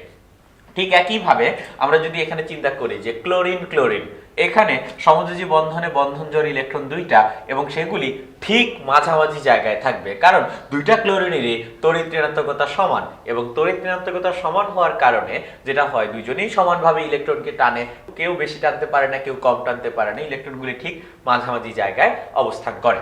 তা আমরা যদি এখন পর্যায় সারণী থেকে পর্যায়ভিত্তিক ধর্ম অনুযায়ী চিন্তা করি যে আমরা যদি একই পর্যায়ে বাম থেকে ডানে যাই বা একই গ্রুপের উপর থেকে নিচে আসি, তাহলে আমাদের তড়িৎ ঋণাত্মকতা কিভাবে চেঞ্জ হবে। চিন্তা করি আমরা একটা পর্যায়ে যত আমি বাম থেকে ডানে যাচ্ছি, আমরা যদি খেয়াল করি ইলেকট্রন বিন্যাসটা, আমরা কিন্তু তত অষ্টকের কাছাকাছি যাই। অর্থাৎ গ্রুপ 1 এর একটা মৌল যদি অষ্টক পূর্ণ হতে চায় ইলেকট্রন গ্রহণের মাধ্যমে, তাকে কিন্তু 7টা ইলেকট্রন গ্রহণ করা লাগে। আর গ্রুপ 17, যেটা কিনা আগে গ্রুপ 7A হিসেবে আমরা জানতাম, সেই গ্রুপের কোন একটা মৌল যদি অষ্টক পূর্ণ হতে চায় তাহলে কিন্তু তাকে জাস্ট একটা ইলেকট্রন গ্রহণ করলেই হচ্ছে। তো সেই দিক থেকে আমরা বলি যে আমরা যত বাম থেকে ডানে যাই আমাদের কাঠামোটা অষ্টক কাঠামোর কাছাকাছি হতে থাকে, ফলে ইলেকট্রনকে নিজের দিকে আকর্ষণ করার ক্ষমতা বাড়তে থাকে। অর্থাৎ আমরা যত বাম থেকে ডানে যাব আমাদের তড়িৎ ঋণাত্মকতা ক্রমাগত বৃদ্ধি পায়। এবং উপর থেকে নিচে যদি আমি যাইতে থাকি, আমি যত উপর থেকে নিচে যাই আমাদের পরমাণুর আকার কন্টিনিউয়াসলি বাড়তে থাকে। পরমাণুর আকার বাড়ার সাথে সাথে কোন একটা ইলেকট্রনকে নিজের দিকে আকর্ষণ করার ক্ষমতা কন্টিনিউয়াসলি কমতে থাকে। কারণ কি, আকার বাড়ছে, আমাদের F প্রপোর্শনাল টু 1/d², সেই ফর্মুলা থেকে আমরা বলতে পারি আকর্ষণ বল কমতে থাকে, অর্থাৎ ইলেকট্রনকে কম নিজের দিকে আকর্ষণ করে। অর্থাৎ একটা গ্রুপে উপর থেকে নিচে আমি যত নামবো আমার তড়িৎ ঋণাত্মকতার মান তত হ্রাস পায়। তো এই লজিকগুলি যদি আমরা ইমপ্লাই করি, আমরা সেখান থেকে বুঝতে পারি যে আমাদের সবচেয়ে বেশি তড়িৎ ঋণাত্মক মৌল সেটা হবে গিয়ে ফ্লোরিন, আর সবচেয়ে কম তড়িৎ ঋণাত্মক মৌল হলো গিয়ে ফ্রান্সিয়াম, এবং আমরা বলি ফ্রান্সিয়াম সবচেয়ে বেশি তড়িৎ ধনাত্মক মৌল। নিষ্ক্রিয় গ্যাসের তড়িৎ ঋণাত্মকতা আমরা ধরে নিই 0, কারণ নিষ্ক্রিয় গ্যাস আগের থেকে অষ্টকপূর্ণ। নিষ্ক্রিয় গ্যাসের তড়িৎ ঋণাত্মকতা ঠিক যেরকম ভাবে 0, নিষ্ক্রিয় গ্যাসের ইলেকট্রন আসক্তিও একই রকম ভাবে 0, বাট নিষ্ক্রিয় গ্যাসের আয়নীকরণ শক্তি অনেক হাই। তো এই নিষ্ক্রিয় গ্যাসের এই তিনটা ক্যারেক্টারিস্টিক্স আমরা একটু ভালো মতো খেয়াল রাখলে হয়তো আমরা কিছু এমসিকিউ সলভ করতে পারবো।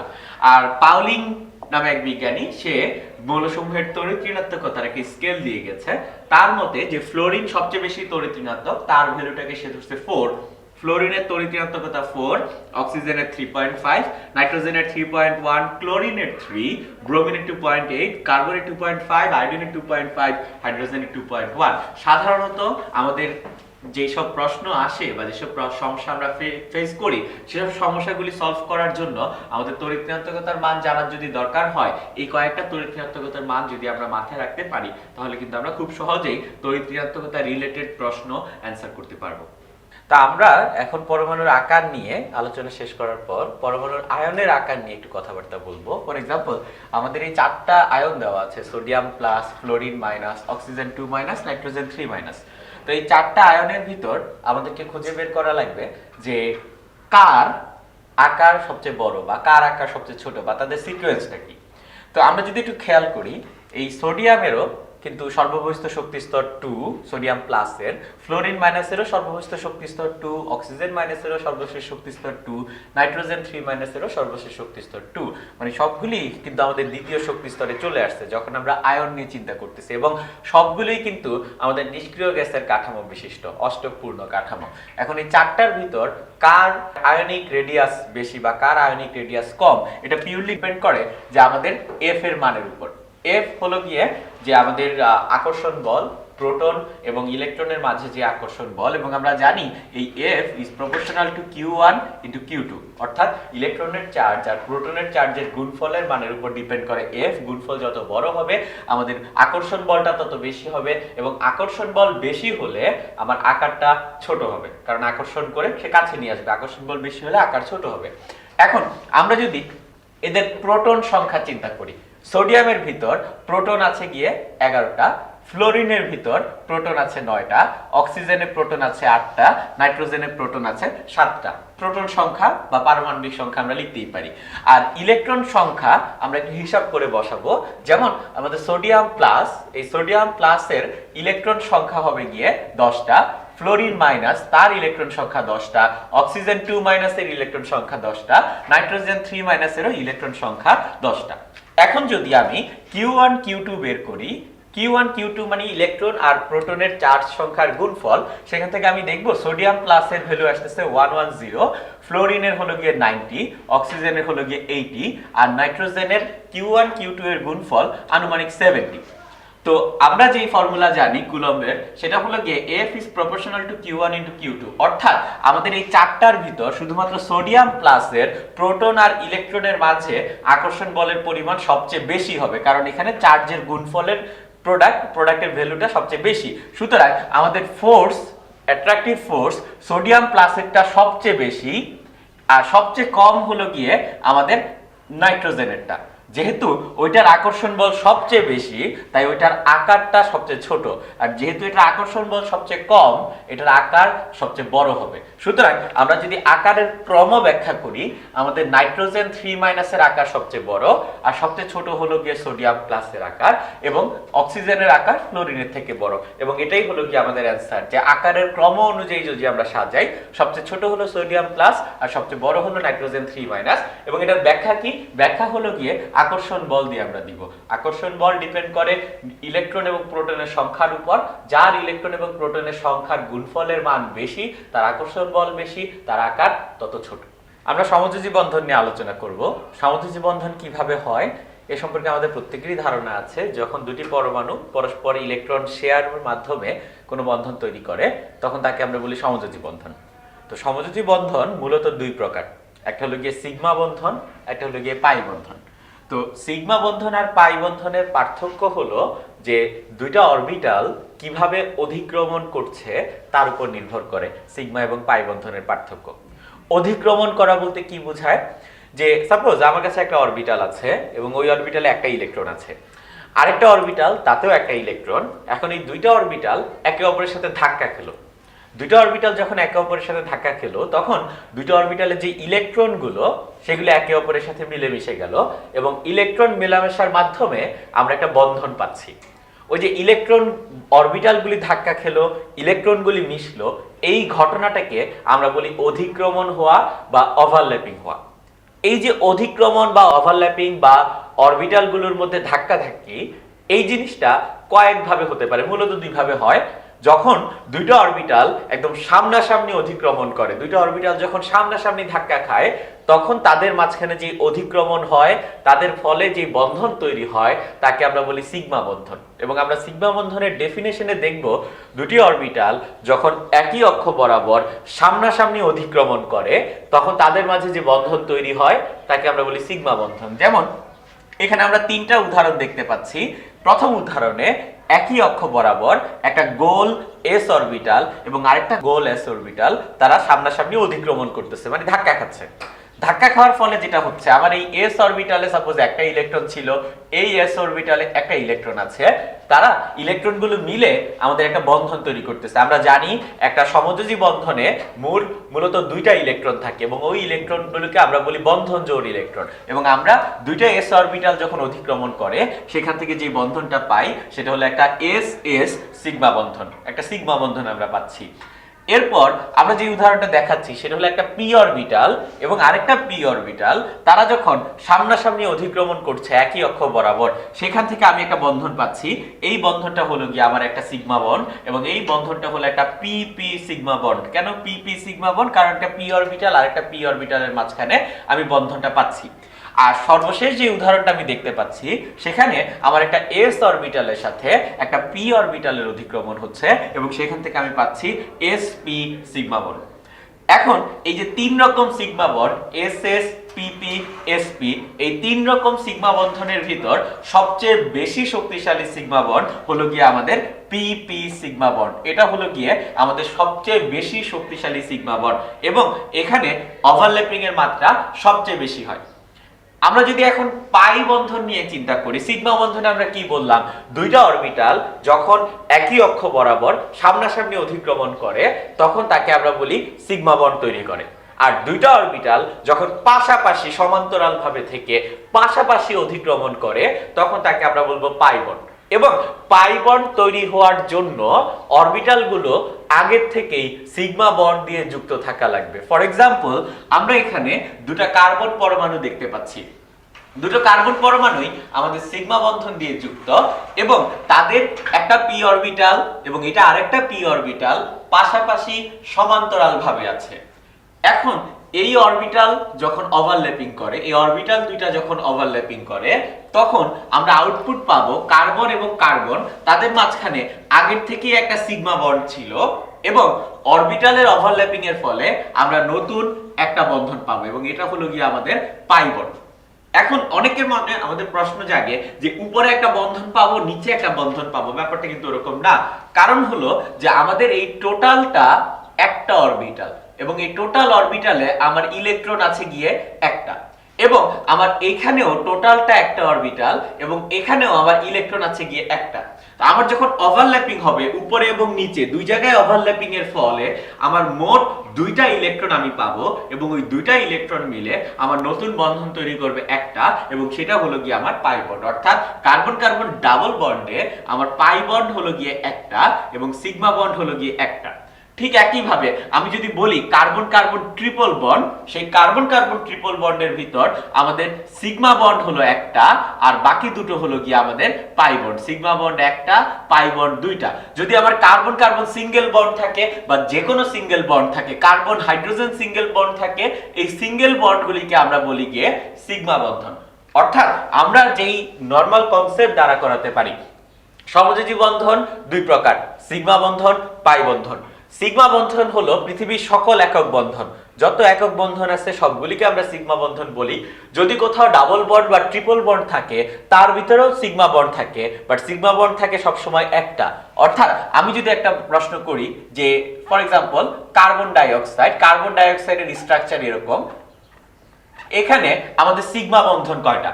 আমি খেয়াল করব এখানে ডাবল বন্ড আছে, ডাবল বন্ডের ভিতর একটা সিগমা বন্ড, এখানে ডাবল বন্ড আছে, ডাবল বন্ডের ভিতর একটা সিগমা বন্ড, এখানে আমাদের সিগমা বন্ড দুইটা এবং বাকি যে দুইটা বন্ড আমরা দেখতে পাচ্ছি ওই দুইটা বন্ড হলো গিয়ে আমাদের পাই বন্ড।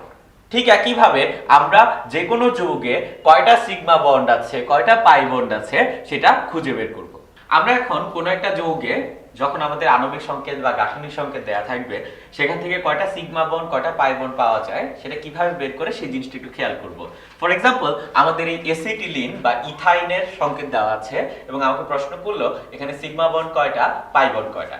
আমরা প্রথমেই পাই বন্ড গুণে বের করতে পারি, বা সবচেয়ে সহজ হয় যদি আমরা গাঠনিক সংকেতটা আঁকি। এসিটিলিনের গাঠনিক সংকেত এরকম যে hydrogen single bond carbon, triple bond carbon single bond hydrogen. এটা হলো কি আমাদের এসিটিলিনের গাঠনিক সংকেত।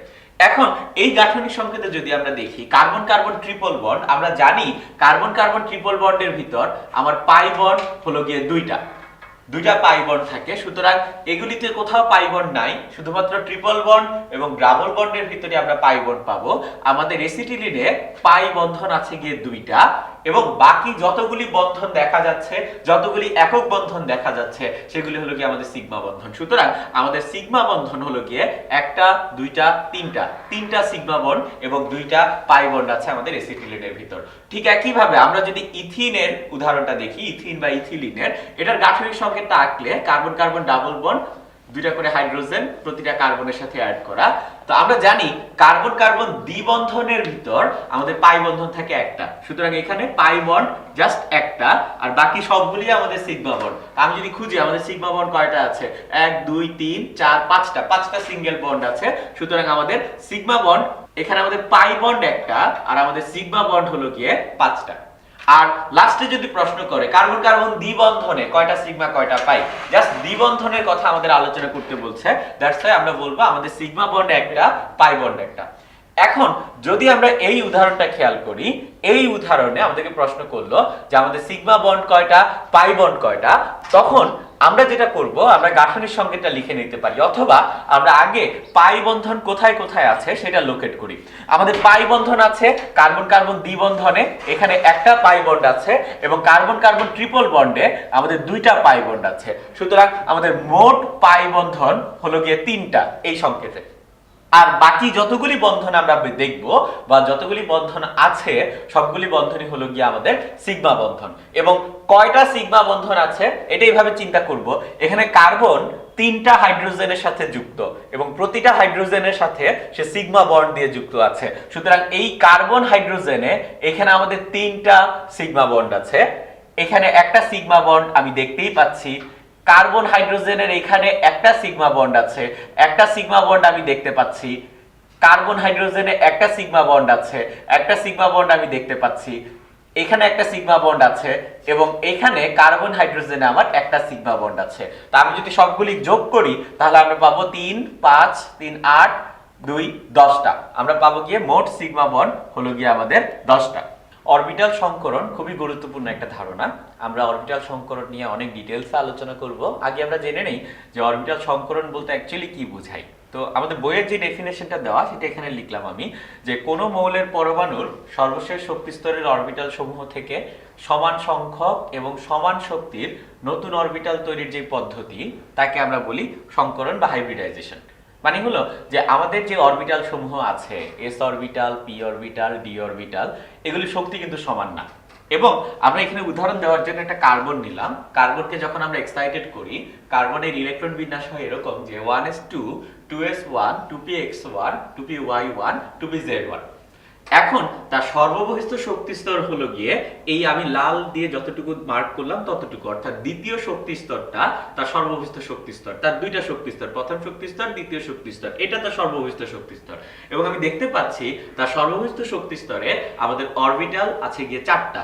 একটা হলো গিয়ে 2s অরবিটাল, একটা 2px অরবিটাল, একটা 2py অরবিটাল, একটা হলো গিয়ে 2pz অরবিটাল। এই 4টা অরবিটালের আমি ছবি আঁকলাম এবং দেখেই বুঝতে পারতেছি যে 4টা অরবিটালের শক্তি কিন্তু সেম না। একটা গোলক আকৃতির, একটা ডাম্বেল আকৃতির এক্স অক্ষ বরাবর, একটা ডাম্বেল আকৃতির ওয়াই অক্ষ বরাবর, একটা ডাম্বেল আকৃতির জেড অক্ষ বরাবর। আমরা যখন সংকরণ করি আমরা শুধুমাত্র সর্ববহিস্থ শক্তি স্তরের অরবিটাল সমূহকে সংকরণ করি, এবং সর্বশেষ শক্তি স্তরের যে অরবিটালগুলি আছে S, P X, P Y, P Z, এগুলি সংকরণের পর কিন্তু আর sp থাকে না। এগুলি সংকরণের পরে আমরা এদেরকে চিন্তা করি ψ1 ψ2 ψ3 ψ4 নামে, এবং ψ দিয়ে আমরা অরবিটাল ইন্ডিকেট করি। ψ মানে হলো কি অরবিটাল। এখন আমরা দেখতে পাচ্ছি যে সংকরণের আগে আমাদের যে অরবিটাল গুলো ছিল তাদেরকে আমরা বলি গিয়ে বিশুদ্ধ অরবিটাল বা অসংকরিত অরবিটাল। যেদেরকে আমি সংকরণ করি নাই তাদেরকে আমরা বলি বিশুদ্ধ অরবিটাল। আর সংকরণের পর আমরা যে অরবিটাল সমূহ পাই তাদেরকে আমরা বলি গিয়ে সংকর অরবিটাল। বিশুদ্ধ অরবিটাল গুলোর ভেতর আমি যদি খেয়াল করি, বিশুদ্ধ অরবিটাল গুলোর ভেতর প্রতিটাতে যতগুলি করে ইলেকট্রন ছিল, এখন সংকর অরবিটালের প্রতিটাতেই আমার ঠিক ততগুলি করে ইলেকট্রন আছে, অর্থাৎ তাদের শক্তি সমান। এবং আমি আকার দেখেও বুঝতে পারতেছি যে তাদের আকার সেম। যেই অরবিটালগুলি আমি পাই সংকরণের পর, সংকর অরবিটাল সমূহের আকার সেম, তাদের ইলেকট্রন একই থাকে, অর্থাৎ তাদের ইলেকট্রনের ঘনত্ব একই থাকে। এবং আরেকটা জিনিস খেয়াল করার মতো যে আমি 4টা অরবিটাল নিয়ে কাজ করছিলাম, সেখান থেকে আমি নতুন 4টা অরবিটাল পাচ্ছি। এখন যদি আমরা ডেফিনেশনটায় যাই, আমরা ডেফিনেশনটা আরেকবার বোঝার ট্রাই করি। আমরা কোনো মৌলের পরমাণুকে সংকরণ করব, বাট পুরা মৌলের পরমাণুটাকে আমরা সংকরণ করি না।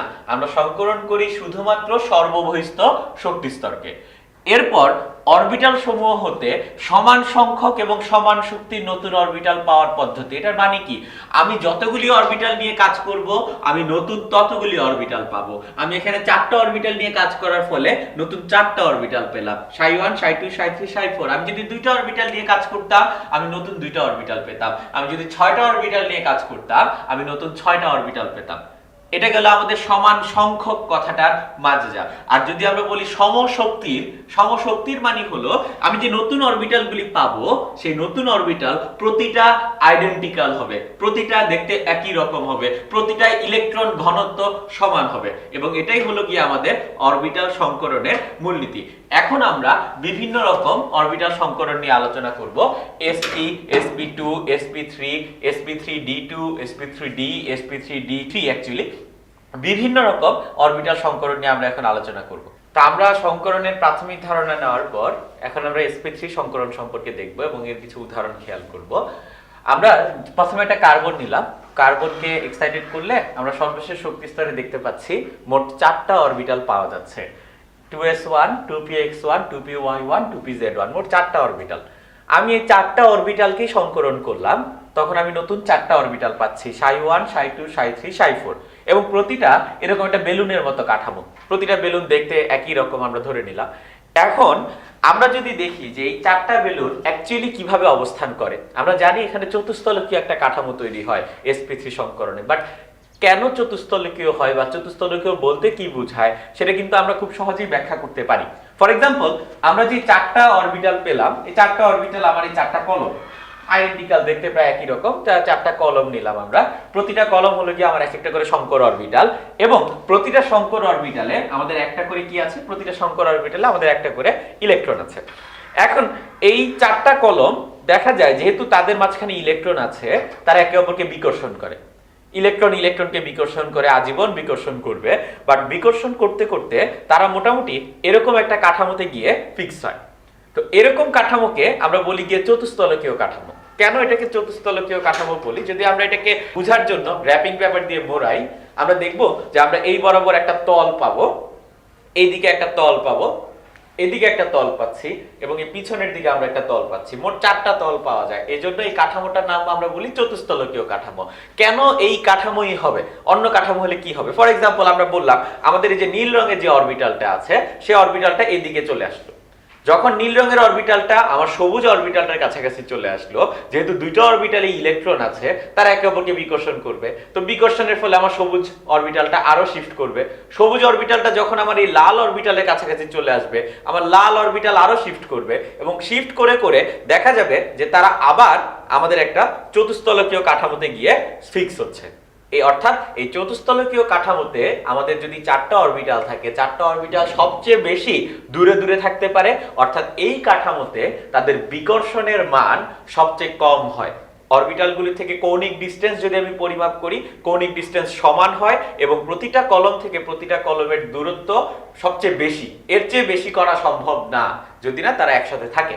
তো তো অর্থাৎ আমরা বুঝতে পারলাম চতুস্তলকীয় কাঠামো কি। এখন যদি আমরা বোর্ডে ছবিটা আঁকি চতুস্তলকীয় কাঠামোর, একটা কার্বন পরমাণু নিয়ে আমি কাজ করছি, তার চতুস্তলকীয় কাঠামোর ধরলাম এটা একটা অরবিটাল, এই 2 নম্বর অরবিটাল, 3 এবং এটা হলো গিয়ে তার 4 নম্বর অরবিটাল। 4টা অরবিটাল একদম আইডেন্টিক্যাল 4টা অরবিটাল, এবং প্রতিটা অরবিটালেই আমাদের ইলেকট্রন আছে গিয়ে একটা করে। এখন এটা একটা কার্বন পরমাণু যার sp3 সংকরণ হয়েছে, এরকম একটা কার্বন পরমাণু। তার সাথে কিভাবে যৌগ তৈরি হবে, তার এই অক্ষ বরাবর যখন একটা হাইড্রোজেনের 1s1 অরবিটাল, এটা একটা হাইড্রোজেনের s অরবিটাল থাকে, তাই s অরবিটাল গোল।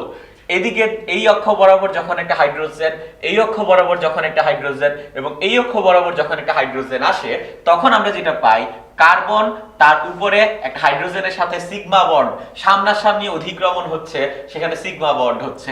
এইদিকেও সামনাসামনি সিগমা বন্ড হচ্ছে, একটা সিগমা বন্ড পাবো। সামনাসামনি অধিক্রমণের ফলে আমরা কার্বনের সাথে 4টা হাইড্রোজেনের সিগমা বন্ড দেখতে পাচ্ছি। অর্থাৎ আমাদের sp3 সংকরণের ফলে আমরা যে কাঠামো পাই সেটা হলো কি আমাদের একটা চতুস্তলকীয় কাঠামো। কারণ অ্যাকচুয়ালি sp3 সংকরণে সবসময় আমাদের চতুস্তলকীয় কাঠামো বিশিষ্ট যৌগ তৈরি হয়। এই জন্য আমরা বলি মিথেনের গঠন কিরকম, মিথেনের গঠন হলো গিয়ে চতুস্তলকীয়। আমাদের অনেকেরই ধারণা যে শুধুমাত্র মিথেনেই আমাদের sp3 সংকরণ হয়, বাট এরকম অনেক যৌগ আছে, অ্যামোনিয়া, পানি বা অনেক জৈব যৌগ, সব ধরনের অ্যালকেনে আমাদের sp3 সংকরণ হয়। আমরা যদি একটা উদাহরণ দেখতে চাই, আরেকটা ফর এক্সাম্পল আমাদেরকে বললো প্রোপেন CH3 CH2 CH3, এই প্রোপেনে কি ধরনের সংকরণ হয়, sp3 সংকরণ হচ্ছে কিনা এটা বোঝার উপায় হলো কার্বনটা দেখা। কার্বনের 4টা হাতই যদি আমরা দেখি যে সিঙ্গেল বন্ডের, কোনো ডাবল বন্ড বা ট্রিপল বন্ড নাই, কোনো পাই বন্ধন নাই, যদি 4টা সিগমা বন্ড থাকে, তখন আমরা বুঝি যে আমাদের সেই কার্বনে sp3 সংকরণ হচ্ছে। শুধু কার্বনের জন্য না, যে কোনো মৌলের কেন্দ্রীয় মৌলের যদি 4টা সিগমা বন্ড থাকে, তখন আমরা বলি যে তার sp3 সংকরণ হচ্ছে। খেয়াল করি আমরা এখানে প্রতিটা কার্বন, 1 নম্বর যে কার্বনটা আমরা দেখতে পাচ্ছি, এই কার্বনটা তার একটা হাত দেখতে পাচ্ছি আর 3টা হাতে 3টা হাইড্রোজেন, তার sp3 সংকরণ হয়।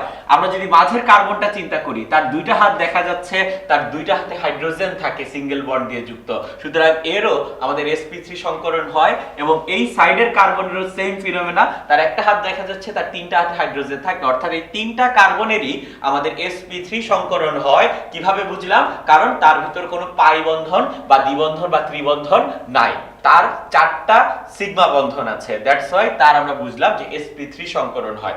এখন আমি 3টা sp3 সংকর কাঠামো আঁকবো। যেমন প্রথমটা আঁকলাম আমি, এটা হলো কি আমার একটা sp3 সংকর কাঠামো যেখানে 4টা অরবিটাল আছে।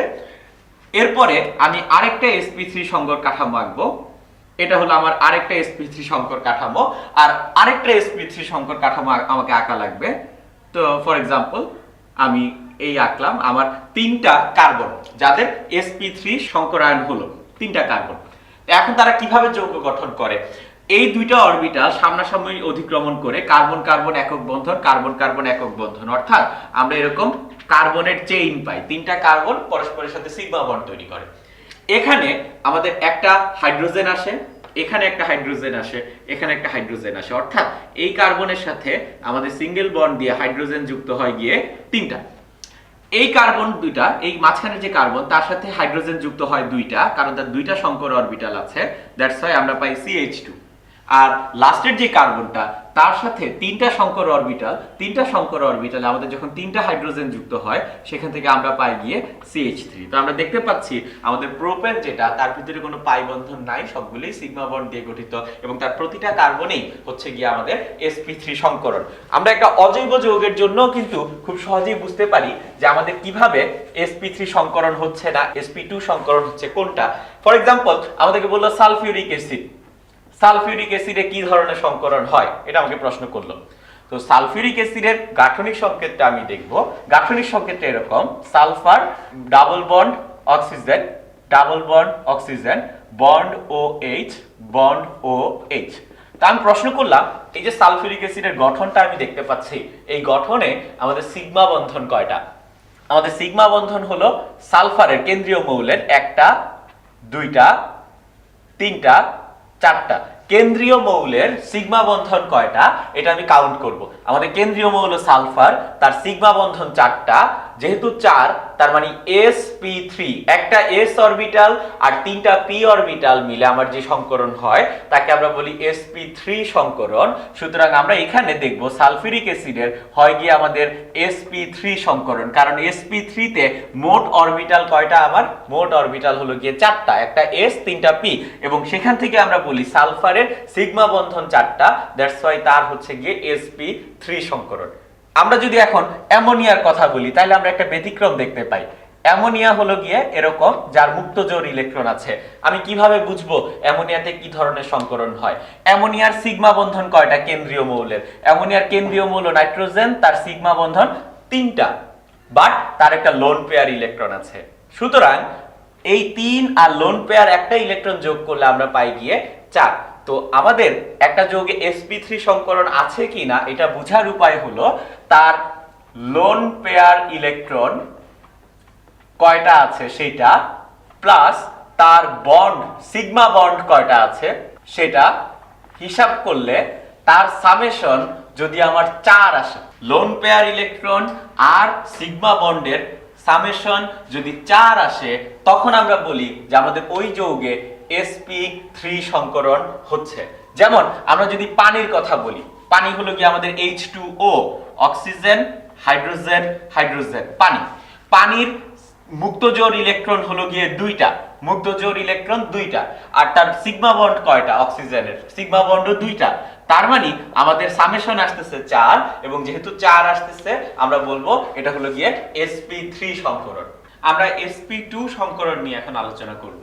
আমরা দেখতে পাচ্ছি যে এখানে কার্বনের যে ইলেকট্রন বিন্যাস 1s2 2s1 2px1 2py1 2pz1, তার সর্ববিষ্ট শক্তি স্তরে 4টা অরবিটাল আছে। আমি যদি 4টা অরবিটাল না নিয়ে 3টা অরবিটাল নিয়ে সংকরণ করি, সংকরণের ডেফিনেশন অনুযায়ী আমি নতুন অরবিটাল পাবো 3টা, ψ1 ψ2 ψ3। এবং সেই ψ1 ψ2 ψ3 যেহেতু প্রত্যেকেরই একটা করে ইলেকট্রন আছে, দেখা যায় তারা এরকম একটা ত্রিভুজাকার কাঠামো তৈরি করে যেখানে প্রতিটা অরবিটাল থেকে প্রতিটা অরবিটালের ডিসটেন্স হয় গিয়ে 120 ডিগ্রি, অনেকটা আমাদের সিলিং ফ্যানের মতো। আমাদের যে ফ্যানগুলি উপরে থাকে যেগুলি ঘুরে, সেগুলি যদি আমরা খেয়াল করি সাধারণত 3টা পাখা থাকে ফ্যানের, এবং ওই 3টা পাখার মাঝখানে অ্যাঙ্গেল কিন্তু সমান থাকে, 120 ডিগ্রি অ্যাঙ্গেলে তারা রোটেট করে। তো আমরা দেখব যে আমাদের এই 3টা অরবিটালও ওরকম 120 ডিগ্রি অ্যাঙ্গেলে থাকবে, একটার সাথে আরেকটার অ্যাঙ্গেল হবে গিয়ে আমাদের 120 ডিগ্রি, এবং তারা এরকম একটা sp3 কাঠামো, ত্রিভুজাকার কাঠামো তৈরি করবে। কিন্তু এখানেই শেষ না, আমাদের sp2 সংকরণ হচ্ছে এখানে। কেন? কারণ একটা s অরবিটাল আর 2টা p অরবিটাল মিলে আমরা হাইব্রিডাইজ করতেছি, আমরা sp2 সংকরণ পাচ্ছি। গতবার আমাদের একটা s অরবিটাল আর 3টা p অরবিটাল মিলে হাইব্রিডাইজেশন হচ্ছিল। আমাদের এখানে মোট সংকর অরবিটাল কয়টা? সংকর অরবিটাল 3টা। আমাদের বিশুদ্ধ অরবিটাল বা অসংকরিত অরবিটাল কিন্তু একটা থেকে যাচ্ছে, সেটা হলো 2pz অরবিটাল। এবং আমরা যখন sp2 কাঠামো দেখাবো সেখানে অবশ্যই আমার এই কথাটা বলে দেওয়া লাগবে। যেমন এখানে আমরা একটা sp2 সংকর কাঠামো দেখতে পাচ্ছি, যার এই যে নীল 3টা অরবিটাল আমরা দেখছি, এই 3টা অরবিটাল হলো কি আমাদের 3টা সংকর অরবিটাল, আর লাল যে অরবিটালটা আমরা দেখতে পাচ্ছি সেটা হলো কি আমাদের একটা বিশুদ্ধ p orbital, pz orbital z অক্ষ বরাবর আমরা দেখতে পাচ্ছি। এখন কিভাবে যৌগ তৈরি হয় সেটা বোঝার জন্য আমরা এই কাজটা করতে পারি। কিভাবে sp2 সংকরণের মাধ্যমে সৃষ্ট যৌগ কার্বনের আমরা যৌগ দেখব।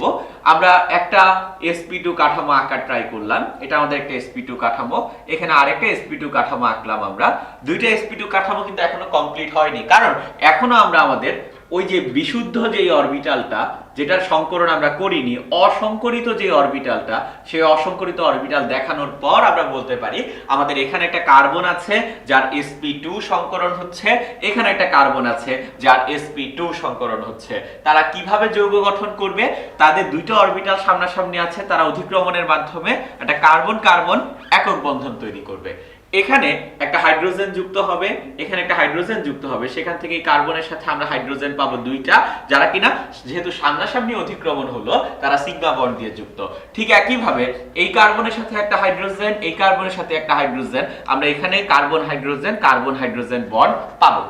আর আমাদের বিশুদ্ধ অরবিটাল যেটা, সেই অরবিটালটা কিন্তু দেখি পাশাপাশি সমান্তরাল ভাবে আছে। সেই পাশাপাশি সমান্তরাল ভাবে থাকা বিশুদ্ধ অরবিটাল তারা ওভারল্যাপিং করলে আমরা নতুন বন্ধন পাবো আরো একটা, এবং ওইটা হবে গিয়ে আমাদের পাই বন্ধন। তো আমরা একটা জিনিস দেখতে পাই, যদি আমরা দেখি কার্বন কার্বন দ্বিবন্ধন আছে, সেই দ্বিবন্ধনে অবশ্যই একটা পাই বন্ড আছে এবং একটা সিগমা বন্ড আছে।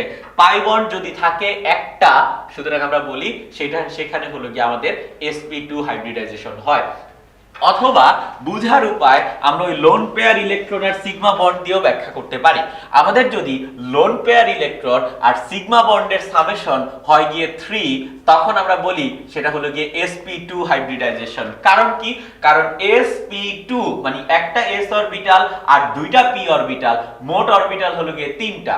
মোট 3টা অরবিটাল যেহেতু আছে, যদি আমার সিগমা বন্ড আর লোন পেয়ার ইলেকট্রনের সামেশন আসে গিয়ে 3, তখন আমরা বলবো যে আমাদের ওই কেন্দ্রীয় মৌলে sp2 হাইব্রিডাইজেশন হয় এবং তার আকার হলো গিয়ে সমতলীয় ত্রিভুজাকার। জৈব যৌগের বেলায় যদি আমরা দেখি আমাদের কার্বনে 3টা সিগমা বন্ড আছে, যেমন এখানে কার্বনে 3টা সিগমা বন্ড আছে, অথবা যদি আমরা দেখি একটা পাই বন্ড আছে, তখন আমরা বুঝতে পারি যে আমাদের sp2 সংকরণ হচ্ছে। যেমন কার্বনিল মূলকের বেলায় আমরা দেখি কার্বনিল মূলকে আমাদের এখানে একটা ডাবল বন্ড দেখতে পাচ্ছি। আমরা ডাবল বন্ড দেখে আমরা বুঝতে পারবো এই কার্বনে হচ্ছে কি আমাদের sp2 সংকরণ। আমরা এখন sp সংকরণ সম্পর্কে দেখব। কার্বনের সর্ববৃহৎ শক্তি স্তরে আমাদের যে 4টা অরবিটাল আছে, 4টা অরবিটালের ভিতর যদি আমরা একটা s অরবিটাল আর একটা p অরবিটাল নিয়ে কাজ করি, তখন আমরা সংকর অরবিটাল পাবো 2টা, ψ1 এবং ψ2, এবং আমাদের বিশুদ্ধ অরবিটাল থেকে যাবে 2টা, অর্থাৎ এই অরবিটালগুলি সংকরিত হবে না।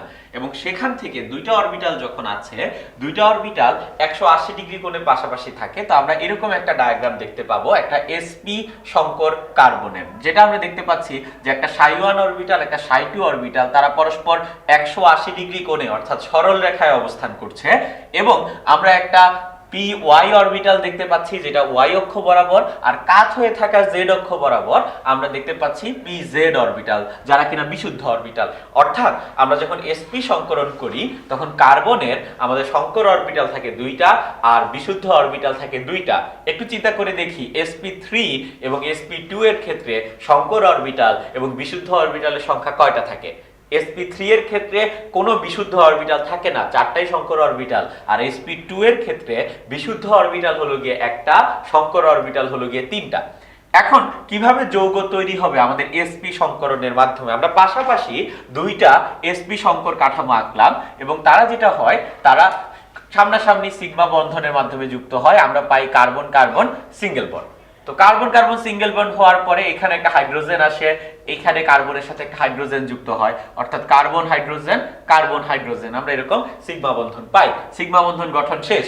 এখন আমাদের যেই py অরবিটাল 2টা আছে, এটা একটা py অরবিটাল, এটা একটা py অরবিটাল, বিশুদ্ধ অরবিটাল, তারা যখন পাশাপাশি অতিক্রমণ করে সেখান থেকে আমরা নতুন বন্ধন পাই একটা। py অরবিটাল অতিক্রমণের ফলে আমরা পাই বন্ধন পাই একটা, এবং কাত হয়ে থাকা pz অরবিটালের অতিক্রমণের ফলে আমরা নতুন বন্ধন পাবো আরো একটা। অর্থাৎ এখানে আমাদের তৈরি হয় কার্বন কার্বন ট্রিপল বন্ড। আমি কিভাবে বুঝবো যে আমার কোনো একটা যৌগে sp সংকরণ হচ্ছে? সেটা বোঝার উপায় হলো, জৈব যৌগের ক্ষেত্রে আমরা কার্বনের ট্রিপল বন্ড খুঁজবো। কোনো কার্বনে যদি ট্রিপল বন্ড থাকে, সুতরাং সেখানে হলো গিয়ে আমাদের sp হাইব্রিডাইজেশন হচ্ছে। অথবা অজৈব যৌগের ক্ষেত্রে বা জৈব যৌগের ক্ষেত্রে আমরা এটা দেখতে পারি যে আমাদের কেন্দ্রীয় মৌলের যদি 2টা সিগমা বন্ড থাকে বা তাদের লোন পেয়ার ইলেকট্রন এবং সিগমা বন্ডের সামেশন যদি 2 হয়, তখন তাকে আমরা বলি sp সংকরণ। ফর এক্সাম্পল এই উদাহরণটাই দেখি যে কার্বনটা তার সিগমা বন্ড 2টা এবং তার কোনো লোন পেয়ার ইলেকট্রন নাই, সুতরাং তার লোন পেয়ার ইলেকট্রন আর সিগমা বন্ডের সামেশন 2, সুতরাং সেটা হলো গিয়ে আমাদের sp সংকরণ। তো আমরা যদি বেরিলিয়াম ক্লোরাইডের জন্য চিন্তা করি, বেরিলিয়াম ক্লোরাইডের আমাদের বেরিলিয়ামের 2টা হাত থাকে, 2টা হাতে 2টা ক্লোরিন থাকে। তো আমরা দেখতে পাচ্ছি এখানে বেরিলিয়ামের আমাদের কেন্দ্রীয় মৌল বেরিলিয়াম, তার সিগমা বন্ধন হলো গিয়ে 2টা আর তার লোন পেয়ার ইলেকট্রন কিন্তু নাই। যেহেতু lone pair electron plus sigma বন্ডের সামেশন হলো গিয়ে 2, তা আমরা জাস্ট দেখে বলতে পারি যে বেরিলিয়ামে আমাদের বেরিলিয়াম ক্লোরাইডে হচ্ছে গিয়ে আমাদের sp হাইব্রিডাইজেশন। তো আমরা এখন একটু খেয়াল করব যে কিভাবে আমাদের যখন একটা যৌগের ভিতর, বিশেষ করে জৈব যৌগের এরকম সমস্যা আমরা ফেস করি যে একই যৌগের ভিতর যখন আমাদের single bond, double bond, triple bond থাকে, তখন কিভাবে আমরা ডায়াগ্রামটা আঁকবো সেই জিনিসটা আমরা একটু খেয়াল করব। তা আমরা এখন এরকম একটা যৌগ যার ভিতরে একক বন্ধন, দ্বিবন্ধন, ত্রিবন্ধন সব ধরনের বন্ধনই আছে, অর্থাৎ এখানে আমাদের sp, sp2, sp3 তিন ধরনের সংকরণই হচ্ছে। তা আমরা এটার ডায়াগ্রাম আঁকতে চাই। ডায়াগ্রাম আঁকতে চাই মানে হলো যে আমাদের এখানে যে নরমালি যখন আমরা মিথেনের গঠন দেখলাম বা ইথিনের গঠন দেখলাম বা এসিটিলিনের গঠন দেখলাম, এটার গঠন কিরকম হবে। তো এই জন্য সবার প্রথমে আমার যেটা করা লাগবে সেটা হলো গিয়ে কোন কার্বনে আমার কি ধরনের হাইব্রিডাইজেশন হচ্ছে সেটা আগে ডিফাইন করে দেওয়া লাগবে। আমরা এটা সহজেই বুঝতে পারি যে আমাদের এই কার্বনে চারটাই সিঙ্গেল বন্ড, তাই এই কার্বনে হচ্ছে গিয়ে আমাদের sp3 হাইব্রিডাইজেশন। 2 নম্বর যে কার্বনটা সেখানে আমরা ট্রিপল বন্ড দেখতে পাচ্ছি, ট্রিপল বন্ড দেখে আমরা বুঝলাম এটা হলো গিয়ে আমাদের sp হাইব্রিডাইজেশন। 3 নম্বর যে কার্বন সেখানে আমরা দেখতে পাচ্ছি ট্রিপল বন্ড, সুতরাং এটাও আমাদের sp হাইব্রিডাইজেশন। 4 নম্বর কার্বনে আমরা ডাবল বন্ড দেখতে পাচ্ছি, এটা হলো sp2 হাইব্রিডাইজেশন।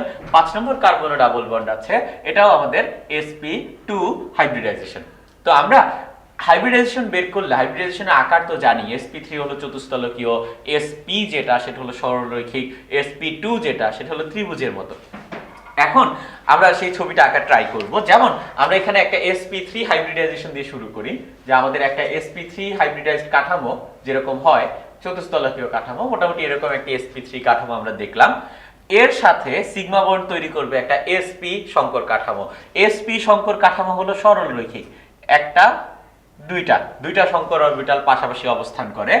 এর পাশে আরেকটা sp, একটা দুইটা।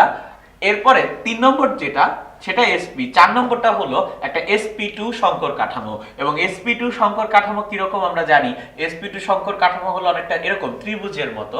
আর লাস্টের যেটা সেটা একটা sp2, এটা আমি চাইলে উপরেও আঁকতে পারি, নিচেও আঁকতে পারি। আমি উপরেই আঁকলাম যে sp2 সংকর কাঠামো আঁকতেছি, মোটামুটি এরকম। এটা হলো কি আমাদের একটা sp2 সংকর কাঠামো। এখন আমরা শুধু সংকর অরবিটাল গুলি আঁকলাম, আমি এখন অসংকরিত যে অরবিটাল গুলি আছে সেগুলি আঁকতেছি। যেমন আমাদের এই যে sp সংকরণে আমাদের অসংকরিত অরবিটাল থাকে গিয়ে দুইটা, একটা py এবং আরেকটা হলো গিয়ে pz। এখানেও আমাদের দুইটা থাকবে, একটা y অক্ষ বরাবর এবং আরেকটা z অক্ষ বরাবর। এই sp2 তে আমাদের অসংকরিত অরবিটাল হলো গিয়ে একটা, এবং এখানেও sp2 তে আমাদের অসংকরিত অরবিটাল একটা। তো এখন আমরা বন্ধন গঠনের অবস্থাটা একটু খেয়াল করব। আমাদের এখানে কার্বন কার্বন সামনাসামনি অধিক্রমণের ফলে তারা একটা কার্বন কার্বন চেইন তৈরি করে ফেলবে, প্রতিটা কার্বনের মাঝখানে কানেকশন কার্বন কার্বন চেইন। এরপর আমাদের যে সকল জায়গায় সংকর অরবিটাল আছে সেই সংকর অরবিটালগুলির সাথে এক একটা করে হাইড্রোজেন অ্যাড হবে। তো এখানে এই কার্বনটার সাথে আমাদের হাইড্রোজেন অ্যাড হচ্ছে 3টা, এই কার্বনের সাথে কোনো হাইড্রোজেন অ্যাড হচ্ছে না, এই কার্বনের সাথে আমার কোনো হাইড্রোজেন অ্যাড হচ্ছে না, এই কার্বনের সাথে আমাদের হাইড্রোজেন সিগমা বন্ড দিয়ে যুক্ত হবে একটা, এবং এই কার্বনের সাথে আমাদের হাইড্রোজেন সিগমা বন্ড দিয়ে যুক্ত হবে দুইটা। আমরা যদি মিলায় দেখি আমাদের হাইড্রোজেন সংখ্যা ম্যাচ করতেছে। কিন্তু আমাদের পাই বন্ডগুলি আমি কিভাবে পাবো? আমরা পাই বন্ডগুলি পাবো যে সকল অরবিটাল আমাদের পাশাপাশি সমান্তরাল ভাবে আছে সে সকল অরবিটাল থেকে। আমরা যদি খেয়াল করি আমাদের এখানে py অরবিটাল এবং py অরবিটাল তারা ওভারল্যাপিং করবে, তারা ওভারল্যাপিং করলে আমি একটা বন্ড পাবো। এবং pz অরবিটাল এবং pz অরবিটাল ওভারল্যাপিং করলে আমি আরেকটা বন্ড পাবো। এখানে ডাবল বন্ড এবং একটা সিগমা বন্ড, অর্থাৎ মোট ট্রিপল বন্ড পাচ্ছি, মোট 3টা বন্ড পাচ্ছি। আর এখানে আমার ডাবল বন্ড পাওয়া লাগবে, আমি সিঙ্গেল বন্ড পেয়ে গেছি। আর দ্বিবন্ধনটা আমি কিভাবে পাবো? দ্বিবন্ধন পাবো গিয়ে আমাদের এই দুইটা অরবিটাল পাশাপাশি সমান্তরাল ভাবে আছে সেখান থেকে। তা আমরা এখন sp3d হাইব্রিডাইজেশন সম্পর্কে দেখব, এবং এই হাইব্রিডাইজেশনের একটা খুবই সহজ উদাহরণ হলো ফসফরাস পেন্টাক্লোরাইড PCl5। তো PCl5 এর আমাদের কেন্দ্রীয় মৌল হলো গিয়ে ফসফরাস, এবং আমি যদি ফসফরাসের ইলেকট্রন বিন্যাস করি আমরা এরকম পাবো। তার সর্বভৌমিক শক্তি স্তরে আমরা পাবো 3s2 3p3 3d0। এখন আমরা যদি ফসফরাসকে এক্সাইটেড করি তখন ফসফরাসের 3s থেকে একটা ইলেকট্রন জাম্প করে 3d তে চলে আসবে, এবং তার আউটার মোস্ট শেল অনেকটা এরকম দেখাবে, যেখানে আমরা 5টা সিঙ্গেল ইলেকট্রন দেখতে পাচ্ছি, 5টা অযুগ্ম ইলেকট্রন দেখতে পাচ্ছি। এখন অর্থাৎ তার সর্বস্থ শক্তি স্তরের যে 5টা অরবিটাল আছে, এই 5টা অরবিটাল নিয়ে যদি আমি হাইব্রিডাইজেশন করি আমি নতুন অরবিটাল পাবো 5টা, ψ1 ψ2 ψ3 ψ4 এবং ψ5। এবং এই 5টা অরবিটাল কিভাবে অবস্থান করবে এটা আমরা একটু খেয়াল করি।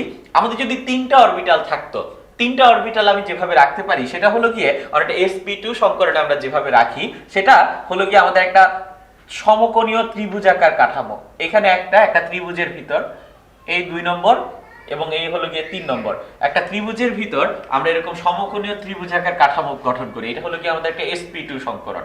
কিন্তু এখানে কয়টা অরবিটাল? 3টা অরবিটাল। আমার এখানে অরবিটাল হলো গিয়ে 5টা। তো আমি কিভাবে করব? আমি এই ত্রিভুজের কাঠামোর মতো একটা sp2 কাঠামো তো আঁকবো। sp2 কাঠামোটা হলো গিয়ে সমতলীয়, মানে এই 3টা বেলুন একই তলে আছে। তার উপরের দিকে একটা বেলুন বের হবে এবং তার নিচের দিকে একটা বেলুন থাকবে। অর্থাৎ আমাদের স্ট্রাকচারটা হবে এই 3টা বেলুন তারা একই তলে আছে, তার উপরের দিকে আমরা একটা বেলুন পাবো এবং এটার নিচের দিকে আমরা আরেকটা বেলুন পাবো। কথাটা আমরা একটু ভিজুয়ালাইজ করার ট্রাই করি। আমাদের এটা হলো গিয়ে সাপোজ একটা sp2 কাঠামো, যেটা কিনা একটা ত্রিভুজাকার কাঠামো আমরা ধরে নিই, একটা ত্রিভুজাকার কাঠামো। ওই ত্রিভুজাকার কাঠামোর উপরের দিকে আমার একটা বেলুন থাকবে আর নিচের দিকে একটা বেলুন থাকবে। অর্থাৎ মোট কিন্তু আমি 5টা অরবিটাল পাচ্ছি। একটা, দুইটা, তিনটা। এখানে সমতলীয় ত্রিভুজাকার কাঠামো, তাই আমি এখানে 3টা অরবিটাল পাচ্ছি। উপরের দিকে একটা অরবিটাল আর নিচের দিকে একটা অরবিটাল, মোট 5টা অরবিটাল পাচ্ছি। ছবিটা যদি আমি আরেকটু ক্লিয়ার করে আঁকি তাহলে ব্যাপারটা এরকম দেখাবে যে এটা হলো গিয়ে আমাদের একটা, দুইটা, তিনটা। এটা হলো আমাদের sp2 কাঠামো, যেটা কিনা সমতলীয়। তার উপরের দিকে আমরা একটা অরবিটাল পাবো এবং এটার নিচের দিকে আমরা একটা অরবিটাল পাবো। এটাকে আমরা একটা প্লেন চিন্তা করি, লালটাকে একটা যদি সমতল চিন্তা করি, উপরের দিকে একটা নীল, নিচের দিকে একটা নীল। এটা হলো গিয়ে আমাদের ত্রিকোণাকার বাইপিরামিডাল কাঠামো। কারণ কি? কারণ আমি এখানে একটা ত্রিভুজ আঁকতে পারি এবং এই ত্রিভুজের উপরের দিকে আমরা একটা পিরামিড পাবো, নিচের দিকে আমরা একটা পিরামিড পাবো। ত্রিকোণাকার দ্বিপিরামিড কাঠামো হয় কি আমাদের sp3d হাইব্রিডাইজেশনের কাঠামো। এবং কিভাবে বুঝবো? আমরা যদি এখানে দেখি যে pCl5 তার সিগমা বন্ধন হলো গিয়ে 5টা এবং তার লোন পেয়ার ইলেকট্রন কিন্তু নাই। Lone pair electron plus sigma বন্ধনের সামেশন হলো গিয়ে 5। সুতরাং আমার হাইব্রিডাইজেশন হবে sp3d, কারণ এখানে টোটাল অরবিটাল আছে 5টা, একটা s অরবিটাল, 3টা p অরবিটাল এবং একটা d অরবিটাল, মোট 5টা অরবিটাল আছে। তাই যদি আমার lone pair electron plus sigma বন্ধনের সামেশন যদি 5 হয় তখন আমরা বলবো আমাদের হাইব্রিডাইজেশন হলো গিয়ে sp3d। আমরা sp3d2 হাইব্রিডাইজেশন সম্পর্কে দেখব। তার উদাহরণ হলো গিয়ে সালফার হেক্সাফ্লোরাইড SF6 এবং এই সালফার হেক্সাফ্লোরাইডের কেন্দ্রীয় মৌল সালফার। আমি কিভাবে বুঝলাম যে সালফার হেক্সাফ্লোরাইডে sp3d2 হয়? আমি তার গঠনটা জানি। গঠনটা জেনে আমি দেখলাম এখানে আমাদের 6টা সিগমা বন্ড আছে এবং কোনো মুক্তজোড় ইলেকট্রন নাই। সুতরাং তার মুক্তজোড় ইলেকট্রন প্লাস সিগমা বন্ডের সংখ্যা 6। সুতরাং এটা অবশ্যই sp3d2 হবে। কারণ এই sp3d2 এর ভিতর আমার কয়টা অরবিটালের কথা আমরা বলছি? 4টা যোগ 2টা, মোট 6টা অরবিটালের কথা বলছি। সুতরাং আমার যদি সিগমা বন্ডের সংখ্যা প্লাস লোন পেয়ার ইলেকট্রনের সংখ্যা যদি 6 হয়, সুতরাং আমরা বলবো সেটা হলো গিয়ে sp3d2 হাইব্রিডাইজেশন। সাধারণত এক্সেপশন তো সবকিছুই থাকে। তো এখন আমরা যদি সালফারের সর্বশেষ শক্তি স্তরটা দেখি, সেটা হলো 3s2 3p4 3d0। আমরা যদি সালফারকে হিট দেই তখন 3p থেকে একটা ইলেকট্রন জাম্প করে 3d তে চলে যায় এবং আমি যদি ফার্দার হিট দেই তাহলে 3s থেকে একটা ইলেকট্রন জাম্প করে আবার 3d তে যায়। এবং আমরা দেখব আমাদের সর্বশেষ শক্তি স্তরটা এরকম, যেখানে আমাদের 6টা অরবিটালে অযুগ্ম ইলেকট্রন থাকে। এই 6টা অরবিটালকে যদি আমি হাইব্রিডাইজেশন করি, সেখান থেকে একটা s, 3টা p আর 2টা d কে আমি হাইব্রিডাইজেশন করতেছি। তাই আমার হাইব্রিডাইজেশন হবে sp3d2 এবং এখান থেকে আমি নতুন অরবিটাল পাবো 6টা, ψ1 থেকে শুরু করে আমাদের ψ6 পর্যন্ত 6টা অরবিটাল পাবো। এই 6টা অরবিটাল আমার কিরকম কাঠামো তৈরি করে? sp3d2 সাধারণত আমাদের অষ্টতলকীয় কাঠামো তৈরি করে। এবং অষ্টতলকীয় কাঠামো কি? আমরা একটা চতুর্ভুজ বিশিষ্ট ভূমি পাবো, যেই ভূমিতে আমাদের এরকম অরবিটাল থাকবে গিয়ে 4টা অরবিটাল থাকলো। আমার আরো 2টা অরবিটাল রাখা লাগবে, যার ভিতর একটা অরবিটাল খাড়া উপরের দিকে, আরেকটা অরবিটাল নিচের দিকে। এটা হলো কি আমাদের একটা অষ্টতলকীয় কাঠামো। ব্যাপারটা আমরা একটু বোঝার ট্রাই করি।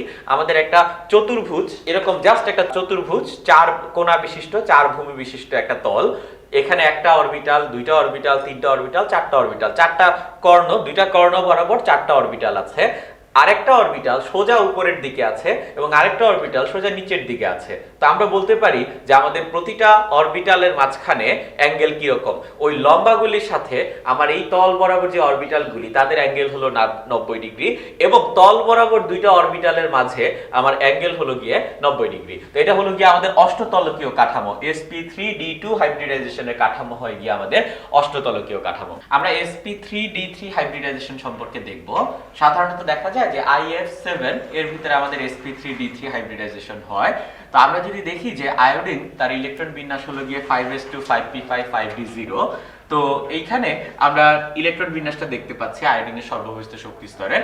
আয়োডিনকে যদি আমরা এক্সাইটেড করি কন্টিনিউয়াসলি কয়েকবার, তখন আমরা দেখব যে আয়োডিনের সর্ববহিস্থ শক্তি স্তরে আমাদের ইলেকট্রন সবগুলি যখন সিঙ্গেল হয় তখন আমাদের 7টা অরবিটালে অযুগ্ম ইলেকট্রন থাকে।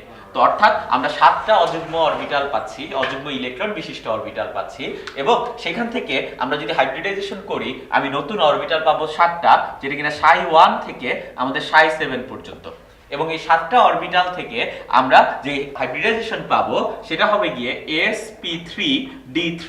তার কারণ হলো s এখানে অরবিটাল একটা, p অরবিটাল 3টা আর d অরবিটাল 3টাকে আমি হাইব্রিডাইজেশন করছি। s অরবিটাল একটা, p অরবিটাল 3টা, d অরবিটাল 3টাকে আমি হাইব্রিডাইজেশন করছি। সেখান থেকে আমরা পাবো sp3d3 এবং আমার সামেশন অফ অরবিটাল হলো গিয়ে 7। তো আমরা এটার গঠনটা কিরকম দেখব। এটার গঠন আমরা দেখি যে একটা পঞ্চভুজ, যেটা কিনা ত্রিকোণাকার কাঠামো, একটা পঞ্চভুজ, তার পঞ্চভুজ বরাবর আমরা এরকম 5টা অরবিটাল পাবো এবং তার সোজা উপরের দিকে খাড়া 90 ডিগ্রি অ্যাঙ্গেলে আমরা একটা অরবিটাল দেখতে পাবো এবং তার সোজা নিচের দিকে আমরা আরেকটা অরবিটাল দেখতে পাবো। অর্থাৎ আমরা একটা ভূমি চিন্তা করি, পঞ্চভুজ 5টা কোণা বিশিষ্ট একটা ভূমি। সে 5টা কোণা বরাবর যদি 5টা অরবিটাল থাকে, তার উপরের দিকে একটা অরবিটাল আর নিচের দিকে একটা অরবিটাল, মোট 7টা অরবিটাল আমরা দেখতে পাবো। এবং এই 7টা অরবিটাল থেকে আমরা বুঝি যে sp3d3 তার সাধারণ গঠন হলো গিয়ে সমতলীয় পঞ্চভুজ। sp3d3 হাইব্রিডাইজেশনের সাধারণ গঠন হলো গিয়ে পঞ্চকোণীয় বাই পিরামিডাল কাঠামো, অর্থাৎ উপরের দিকে একটা পিরামিড, নিচের দিকে একটা পিরামিড আর ভূমিটা হলো গিয়ে পঞ্চভুজীয়। আমরা হাইব্রিডাইজেশন সম্পর্কে যে যতটুকু আলোচনা করলাম তার সামারিটা আমরা এখানে দিলাম, যে আমাদের কোন ধরনের হাইব্রিডাইজেশনে কি রকম আকার হয় এবং কিভাবে আমি বুঝতে পারবো যে আমার ওই ধরনের হাইব্রিডাইজেশন হবে। সেটা বোঝার উপায় হলো গিয়ে আমাদের মুক্তজোড় ইলেকট্রন প্লাস কেন্দ্রীয় মৌলের সিগমা বন্ধনের সংখ্যা থেকে আমরা বুঝতে পারবো যে আমাদের কি ধরনের হাইব্রিডাইজেশন হয়। তো আমরা এই চার্টটা একটু মাথায় রাখতে পারি। আমরা এখন জটিল যৌগের সংকরণ সম্পর্কে জানবো, যে আমি কিভাবে একটা জটিল যৌগে কি ধরনের সংকরণ হয় সেটা বলতে পারি। তো একটা সাধারণ প্রসিডিউর আমরা দেখব, যে খুবই সহজ জিনিসটা। আমাদের একটা জটিল যৌগ দেওয়া আছে, ফর এক্সাম্পল যে পটাশিয়াম হেক্সাসায়ানোফেরেট 2 একটা জটিল যৌগ আমাকে দেওয়া আছে। তো এই জটিল যৌগের ভিতর আমাদের কেন্দ্রীয় মৌল আয়রনের কি ধরনের সংকরণ হয় সেটা আমি বের করতে চাই। তো প্রথমে আমরা আয়রনের ইলেকট্রন বিন্যাস করলাম, আয়রন 26 4s2 3d6 এবং আয়রনের এখানে আয়ন হলো +2, সুতরাং ফেরাস আয়ন তার ইলেকট্রন বিন্যাস হলো গিয়ে 3d6। তো আমাদের d অরবিটালে মোট ইলেকট্রন আছে 6টা, একটা 4s অরবিটাল খালি, একটা 4p অরবিটাল খালি, এর বাইরে আরো অনেক কিছু খালি অরবিটাল আছে, সেগুলি আমরা লিখলাম না। এখন আমরা এর গঠন সম্পর্কে কি জানি? এর গঠন সম্পর্কে আমরা জানি আমাদের কেন্দ্রীয় মৌল আয়রন, তার সাথে লিগ্যান্ড যে 6টা সায়ানাইড তারা মুক্তজোড় ইলেকট্রন দিয়ে সন্নিবেশ বন্ধন তৈরি করে। যেহেতু লিগ্যান্ড 6টা, তার মানে 6টা সন্নিবেশ বন্ধন তৈরি হয় এবং 6টা মুক্তজোড় ইলেকট্রন আমরা পাই। তো ওই 6টা মুক্তজোড় ইলেকট্রন কোথায় থাকবে সেটা আমরা আইডেন্টিফাই করব। এবং আরেকটা জিনিস, আমাদের লিগ্যান্ড যখন যুক্ত হয়, লিগ্যান্ডগুলো আমাদের এই ইলেকট্রনগুলিকে কম্প্রেস করে, ইলেকট্রনগুলিকে চাপ দেয়। তা আমাদের ডি অরবিটালে ইলেকট্রন আছে 6টা, আমার লিগ্যান্ড যখন যুক্ত হয় সেই ডি অরবিটালের 6টা ইলেকট্রনকে চাপ দিয়ে দেখা যায় যে 6টা ইলেকট্রনকে সেই রকম 3টা ঘরে নিয়ে আসলো। এটা কেন হলো? এই কাঠামো থেকে এই কাঠামো হলো কারণ এখানে লিগ্যান্ড যুক্ত হয়েছে। লিগ্যান্ড যুক্ত হওয়ার ফলে আমার ইলেকট্রনগুলি কম্প্রেসড হয়েছে। এখন আমার মুক্তজোড় ইলেকট্রন হলো গিয়ে মোট 6টা। কেন? কারণ আমার 6টা লিগ্যান্ড আছে, 6টা লিগ্যান্ড 6টা তীর চিহ্ন অর্থাৎ 6টা সন্নিবেশ বন্ধন তৈরি করবে। সুতরাং আমরা পাবো গিয়ে 6টা মুক্তজোড় ইলেকট্রন। তা আমি একটা মুক্তজোড় ইলেকট্রন দিলাম, 2টা মুক্তজোড় ইলেকট্রন দিলাম, 3 নম্বর মুক্তজোড় ইলেকট্রন, 4 নম্বর, 5 নম্বর, 6 নম্বর।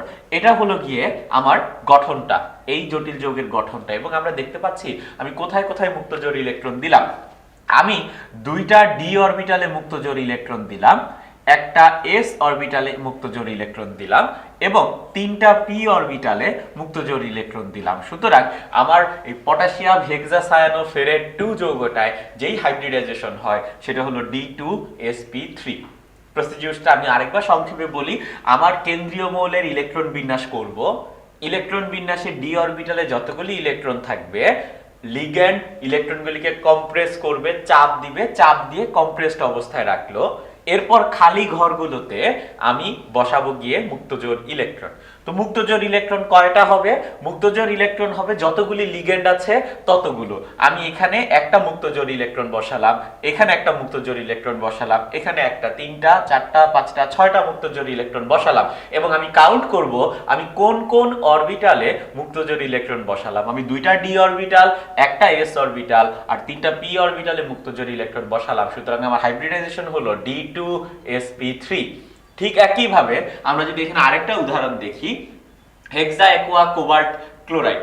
তো এই হেক্সা অ্যাকোয়া কোবাল্ট ক্লোরাইড যে জটিল যৌগটা, তাতে কোবাল্টের আমরা বের করতে চাই কোবাল্টে কি ধরনের হাইব্রিডাইজেশন হয়। আমি প্রথমে কোবাল্টের ইলেকট্রন বিন্যাস করলাম 4s2 3d7 এবং এখানে কোবাল্টের যে চার্জ কোবাল্ট +3, সেই কোবাল্ট +3 ইলেকট্রন বিন্যাস করে আমি দেখলাম আসি গিয়ে 3d6। তার মানে ডি অরবিটালে আমাদের ইলেকট্রন আছে 6টা, 4s অরবিটাল খালি, 4p অরবিটাল খালি। আমার লিগ্যান্ড যুক্ত হওয়ার সময় সেই 6টা ইলেকট্রনকে কম্প্রেস করবে। 6টা ইলেকট্রনকে কম্প্রেস করলে আমরা 6টা ইলেকট্রনকে এরকম 3টা ঘরে দেখতে পাবো এবং আমাদের অনেকগুলি ঘর খালি থাকবে। এই ক্ষেত্রে আমাদের লিগ্যান্ড 6টা। তো আমরা যেটা দেখব যে আমাদের মুক্তজোড় ইলেকট্রন বসাবো। মুক্তজোড় ইলেকট্রন বসালে আমরা এখান থেকে পাচ্ছি আমার হাইব্রিডাইজেশন হলো এখানেও D2sp3, কারণ আমি দুইটা ডি অরবিটাল, একটা এস অরবিটাল আর তিনটা পি অরবিটালে আমার লিগ্যান্ডগুলো বসালাম। আমরা এখন একটু অন্যরকম ভাবে চিন্তা করব। আমাদের মনে হচ্ছে যে সব সময় তো জোড় সংখ্যক ইলেকট্রন থাকা লাগবে। যদি বিজোড় সংখ্যক ইলেকট্রন থাকে তখন অ্যাকচুয়ালি কি হবে? অর্থাৎ এখানে যদি 6টা ইলেকট্রন না থাকে, আমাদের যদি 5টা থাকতো, তখন আমরা কি করতাম সেটা বোঝার জন্য আমরা যেটা করতেছি যে K3FeCN6 পটাশিয়াম হেক্সাসায়ানোফেরেট 3, আগেটা ছিল পটাশিয়াম হেক্সাসায়ানোফেরেট 2, তার ভিতর কি ধরনের হাইব্রিডাইজেশন হয় সেটা বের করবে। এখানে আয়রনের চার্জ সংখ্যা হলো Fe3+। আমি সবার আগেই Fe3+ এর ইলেকট্রন বিন্যাস বের করি, সেটা আসবে গিয়ে 3d5। অর্থাৎ আমাদের ডি অরবিটালে ইলেকট্রন আছে গিয়ে 5টা এবং আমরা জানি লিগ্যান্ড কি করে, লিগ্যান্ড এই 5টা ইলেকট্রনকে কম্প্রেস করবে। 5টা ইলেকট্রনকে কম্প্রেস করলে আমি কিভাবে লিখতে পারি 5টা ইলেকট্রনকে? সর্বনিম্ন 3টা ঘর দখল করবে যখন আমার 5টা ইলেকট্রন কম্প্রেসড অবস্থায় থাকবে। এবং আমাদের লিগ্যান্ড আছে গিয়ে 6টা, যেহেতু লিগ্যান্ড 6টা, মুক্তজোড় ইলেকট্রন 6টা, যেহেতু মুক্তজোড় ইলেকট্রন 6টা, আমি সিরিয়ালি বসাতে থাকি 1 2 3 4 5 6। অর্থাৎ আমি দেখব আমার হাইব্রিডাইজেশনটা হলো D2sp3 এবং এই D2sp3 এবং এই D2sp3 এর মাঝখানে কিন্তু পার্থক্য আছে। দুই প্রকার যৌগের একই সংকরণ হলেও তাদের ম্যাগনেটিক ধর্মে পার্থক্য দেখা যায়। কেন? কারণ এখানে আমাদের যেই ইলেকট্রনগুলি আছে, নরমাল ইলেকট্রনগুলো, তারা কিন্তু সব জোড়ায় জোড়ায় আছে, বাট এখানে কিন্তু আমাদের একটা অযুগ্ম ইলেকট্রন দেখতে পাচ্ছি। যেই যৌগে আমরা অযুগ্ম ইলেকট্রন দেখতে পাই সেটা হলো গিয়ে আমাদের প্যারাম্যাগনেটিক। যে সকল যৌগে আমরা অযুগ্ম ইলেকট্রন দেখতে পাবো তারা হলো গিয়ে আমাদের প্যারাম্যাগনেটিক যৌগ। আর যে সকল যৌগে আমরা সব যুগ্ম ইলেকট্রন দেখব, কোনো অযুগ্ম ইলেকট্রন থাকবে না, তাদেরকে আমরা বলি গিয়ে ডায়াম্যাগনেটিক যৌগ।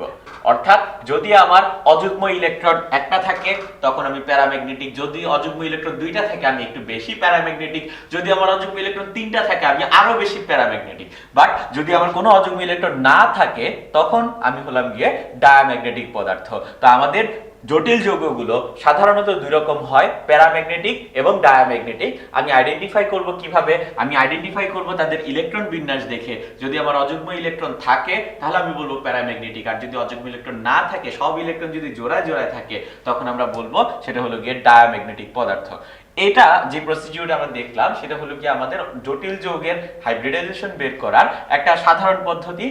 কিন্তু আমরা এখন সবচেয়ে কমন যেই জটিল যৌগটা টেট্রাঅ্যামিন কপার সালফেট, তার যদি সংকরণ করি তখন দেখা যায় একটু সমস্যা হয়। আমরা সেই সমস্যাটা নিয়ে একটু আলোচনা করব। আমাদের যে টেট্রাঅ্যামিন কপার সালফেট জটিল যৌগটা আছে, আমরা যদি তার আকারটা খেয়াল করি, তার আকারটা হলো সমতুলীয় বর্গাকার। তো এখন আমরা যে নিয়মটা শিখলাম সেই নিয়ম অনুযায়ী আমরা হাইব্রিডাইজেশন করে দেখব এবং আমরা খেয়াল করব যে আমাদের হাইব্রিডাইজেশনটা আসবে sp3 হাইব্রিডাইজেশন। আমরা এইমাত্রই পড়ে আসলাম, যখন আমাদের sp3 হাইব্রিডাইজেশন হয় তখন কিন্তু আমাদের চতুস্তলকীয় কাঠামো দেখা যায়, সমতুলীয় বর্গাকার কাঠামো কিন্তু দেখা যায় না। কেন সমতুলীয় বর্গাকার হয় বা কেন চতুস্তলকীয় হয় সেটা নিয়ে আমরা আলোচনা করছি। আগে আমরা দেখি কিভাবে এটা sp3 হাইব্রিডাইজেশন হচ্ছে। তো আমাদের কপারের সাধারণ ইলেকট্রন বিন্যাস এখানে হলো কপার 2+, কপার কিউপ্রিক আয়ন হলো গিয়ে 3d9 স্ট্রাকচার, অর্থাৎ d অরবিটালে 9টা ইলেকট্রন আছে।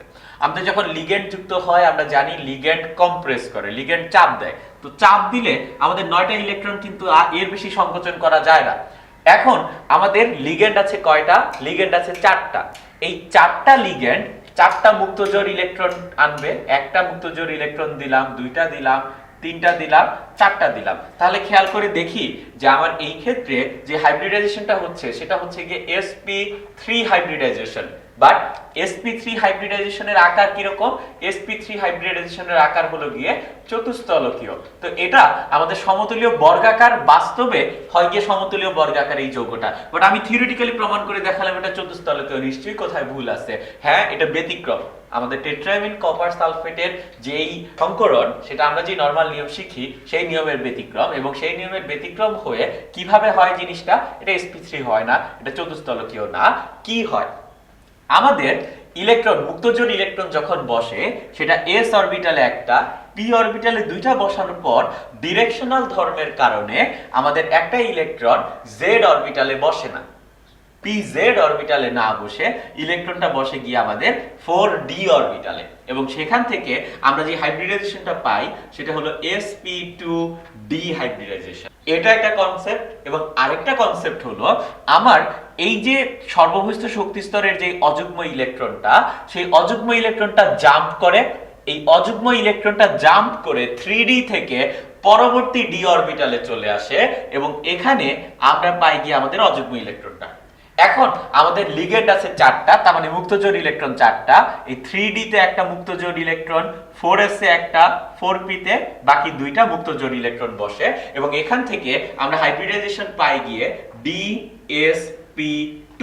খেয়াল করে দেখি, একটা d অরবিটাল, একটা s অরবিটাল, 2টা p অরবিটাল। আর আগের বার ছিল একটা s অরবিটাল, 2টা p অরবিটাল, একটা d অরবিটাল, sp2d। এখন কনফিউশন হলো আমি কি sp2d কারেক্ট হিসেবে ধরবো নাকি dsp2 এটা আমি কারেক্ট হিসেবে ধরবো। এই ব্যাপারে যেটা আমরা ধরি যে sp2d এর প্রায়োরিটি বেশি, sp2d এর মানে সঠিক হওয়ার প্রবাবিলিটি বেশি। কারণ কি? কারণ যখন dsp2 হচ্ছে তখন আমাদের একটা ইলেকট্রন জাম্প করছে 3d থেকে 4d তে, অর্থাৎ তৃতীয় শক্তি স্তর থেকে সে চতুর্থ শক্তি স্তরে চলে যাচ্ছে। তখন এটা কিন্তু আর আমার কিউপ্রিক আয়ন হচ্ছে না, এই আয়নটা হয়ে যাচ্ছে কপার 3+ আয়ন। কথাটা বুঝায় ট্রাই করি। আমরা ইলেকট্রন বিন্যাসটা করলাম কপার 2+ এর। আমার ইলেকট্রন যখন জাম্প করে আরো উপরের দিকে চলে যাচ্ছে তখন কিন্তু আমার আয়নটা কপার 2+ এর থাকতেছে না, আয়নটা হয়ে যাচ্ছে কপার 3+ এর। এই জন্য আমরা dsp2 সাধারণত নেই না, এবং আমাদের নরমাল কনসেপ্ট হলো টেট্রাঅ্যামিন কপার সালফেটে যে হাইব্রিডাইজেশন হয় সেটা হলো sp2d হাইব্রিডাইজেশন। আমরা ভেসপার থিওরি সম্পর্কে জানবো। ভেসপার VSEPR। তো এই থিওরিটার ফুল মিনিং হলো যে valence shell electron pair repulsion. তো ভ্যালেন্স শেল মানে হলো যোজন স্তর, আর ইলেকট্রন পেয়ার মানে হলো যুগ্ম ইলেকট্রন, আর রিপালশন মানে হলো বিকর্ষণ। তা আমাদের এই যুগ্ম ইলেকট্রন জিনিসটা আবার দুই প্রকার। একটা হলো গিয়ে আমাদের বন্ড পেয়ার ইলেকট্রন বা বন্ধন জোড় ইলেকট্রন, আরেকটা হলো গিয়ে আমাদের লোন পেয়ার ইলেকট্রন বা মুক্ত জোড় ইলেকট্রন। এই দুই প্রকার যুগ্ম ইলেকট্রন তারা কিন্তু বিকর্ষণ করে, ইলেকট্রনকে আজীবন বিকর্ষণ করে। দেখা যায় একটা মুক্ত জোড় ইলেকট্রন আরেকটা মুক্ত জোড় ইলেকট্রনকে বিকর্ষণ করে, একটা বন্ধন জোড় ইলেকট্রন আরেকটা বন্ধন জোড় ইলেকট্রনকে বিকর্ষণ করে, এবং একটা মুক্তজোড় ইলেকট্রন একটা বন্ধন জোড় ইলেকট্রনকেও আবার বিকর্ষণ করে। কারণ ইলেকট্রন নেগেটিভ চার্জ সবসময় নেগেটিভ চার্জকে বিকর্ষণ করবে। বাট ভেসপার থিওরিটা যেটা বললো সেটা হলো যে আমাদের মুক্তজোড় ইলেকট্রন দুইটার মাঝখানে যে বিকর্ষণ বল কাজ করবে সেই বিকর্ষণ বলের মান হবে গিয়ে সবচেয়ে বেশি, দুইটা বন্ধন জোড় ইলেকট্রনের মাঝখানে যে বিকর্ষণ বল কাজ করবে সেই বিকর্ষণ বলের মান হবে সবচেয়ে কম, এবং একটা মুক্ত জোড় এবং একটা বন্ধন জোড় ইলেকট্রনের মাঝে যে বিকর্ষণ বল কাজ করবে সেই বিকর্ষণ বলের মান হবে মাঝামাঝি। তো এই থিওরিটা দিয়ে আমরা অ্যাকচুয়ালি অণুর আকৃতি ব্যাখ্যা করতে পারি।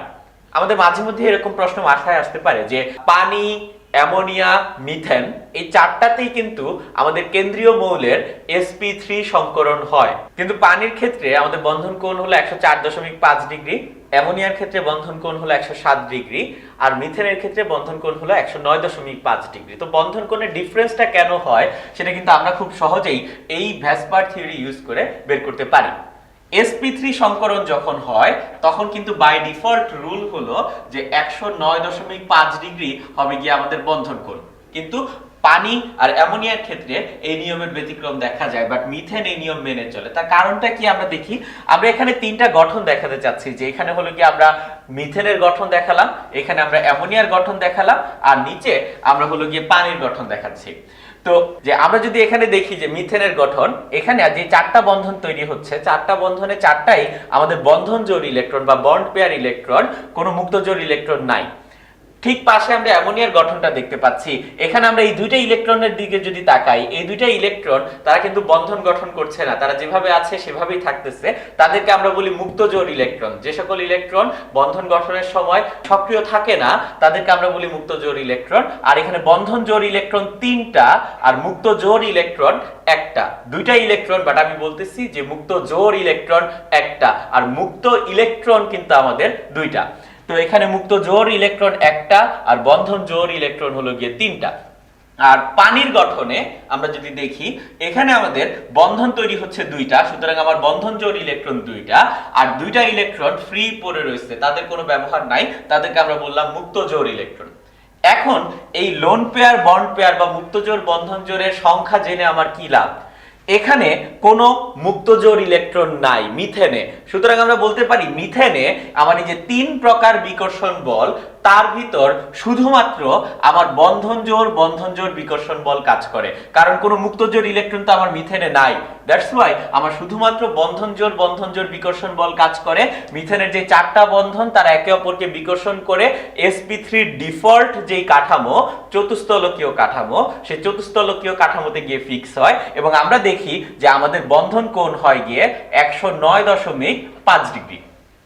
অ্যামোনিয়ার ক্ষেত্রে আমাদের মুক্ত জোড় ইলেকট্রন একটা, বন্ধন জোড় ইলেকট্রন তিনটা, তাই অ্যামোনিয়ার ক্ষেত্রে আমার বন্ধন জোড় বিকর্ষণ বল তো হয়ই, সেই সাথে মুক্ত জোড় বিকর্ষণ বল হয়, কিন্তু মুক্ত জোড় বিকর্ষণ বল হয় না, কারণ আমার মুক্ত জোড় ইলেকট্রন আছে একটা। তো একটা মুক্ত জোড় ইলেকট্রন অন্য আরেকটা মুক্ত জোড় ইলেকট্রন থাকলে, যদি আমার দুইটা মুক্ত জোড় ইলেকট্রন থাকে, তখন আমার এই মুক্ত জোড় বিকর্ষণ বল কাজ করবে, বাট অ্যামোনিয়াতে আমার মুক্ত জোড় ইলেকট্রন একটা, দ্যাটস ওয়াই আমার শুধুমাত্র এই দুই প্রকার বিকর্ষণ বল কাজ করে, এবং এই দুই প্রকার বিকর্ষণ বলের জন্য আমার বন্ধন কোণ 109.5 ডিগ্রি হতে কমে দাঁড়ায় গিয়ে 107 ডিগ্রি। জিনিসটা কিভাবে হয় আমরা একটু ব্যাখ্যা করি। ফর এক্সাম্পল, যে এমন একটা যৌগ যার দুইটা বন্ধন আছে, দুইটা বন্ধন আমরা চিন্তা করি, আমার মাথা এটা হলো গিয়ে আমার মুক্ত জোড় ইলেকট্রন, আর আমার দুইটা হাত হলো গিয়ে দুইটা বন্ধন।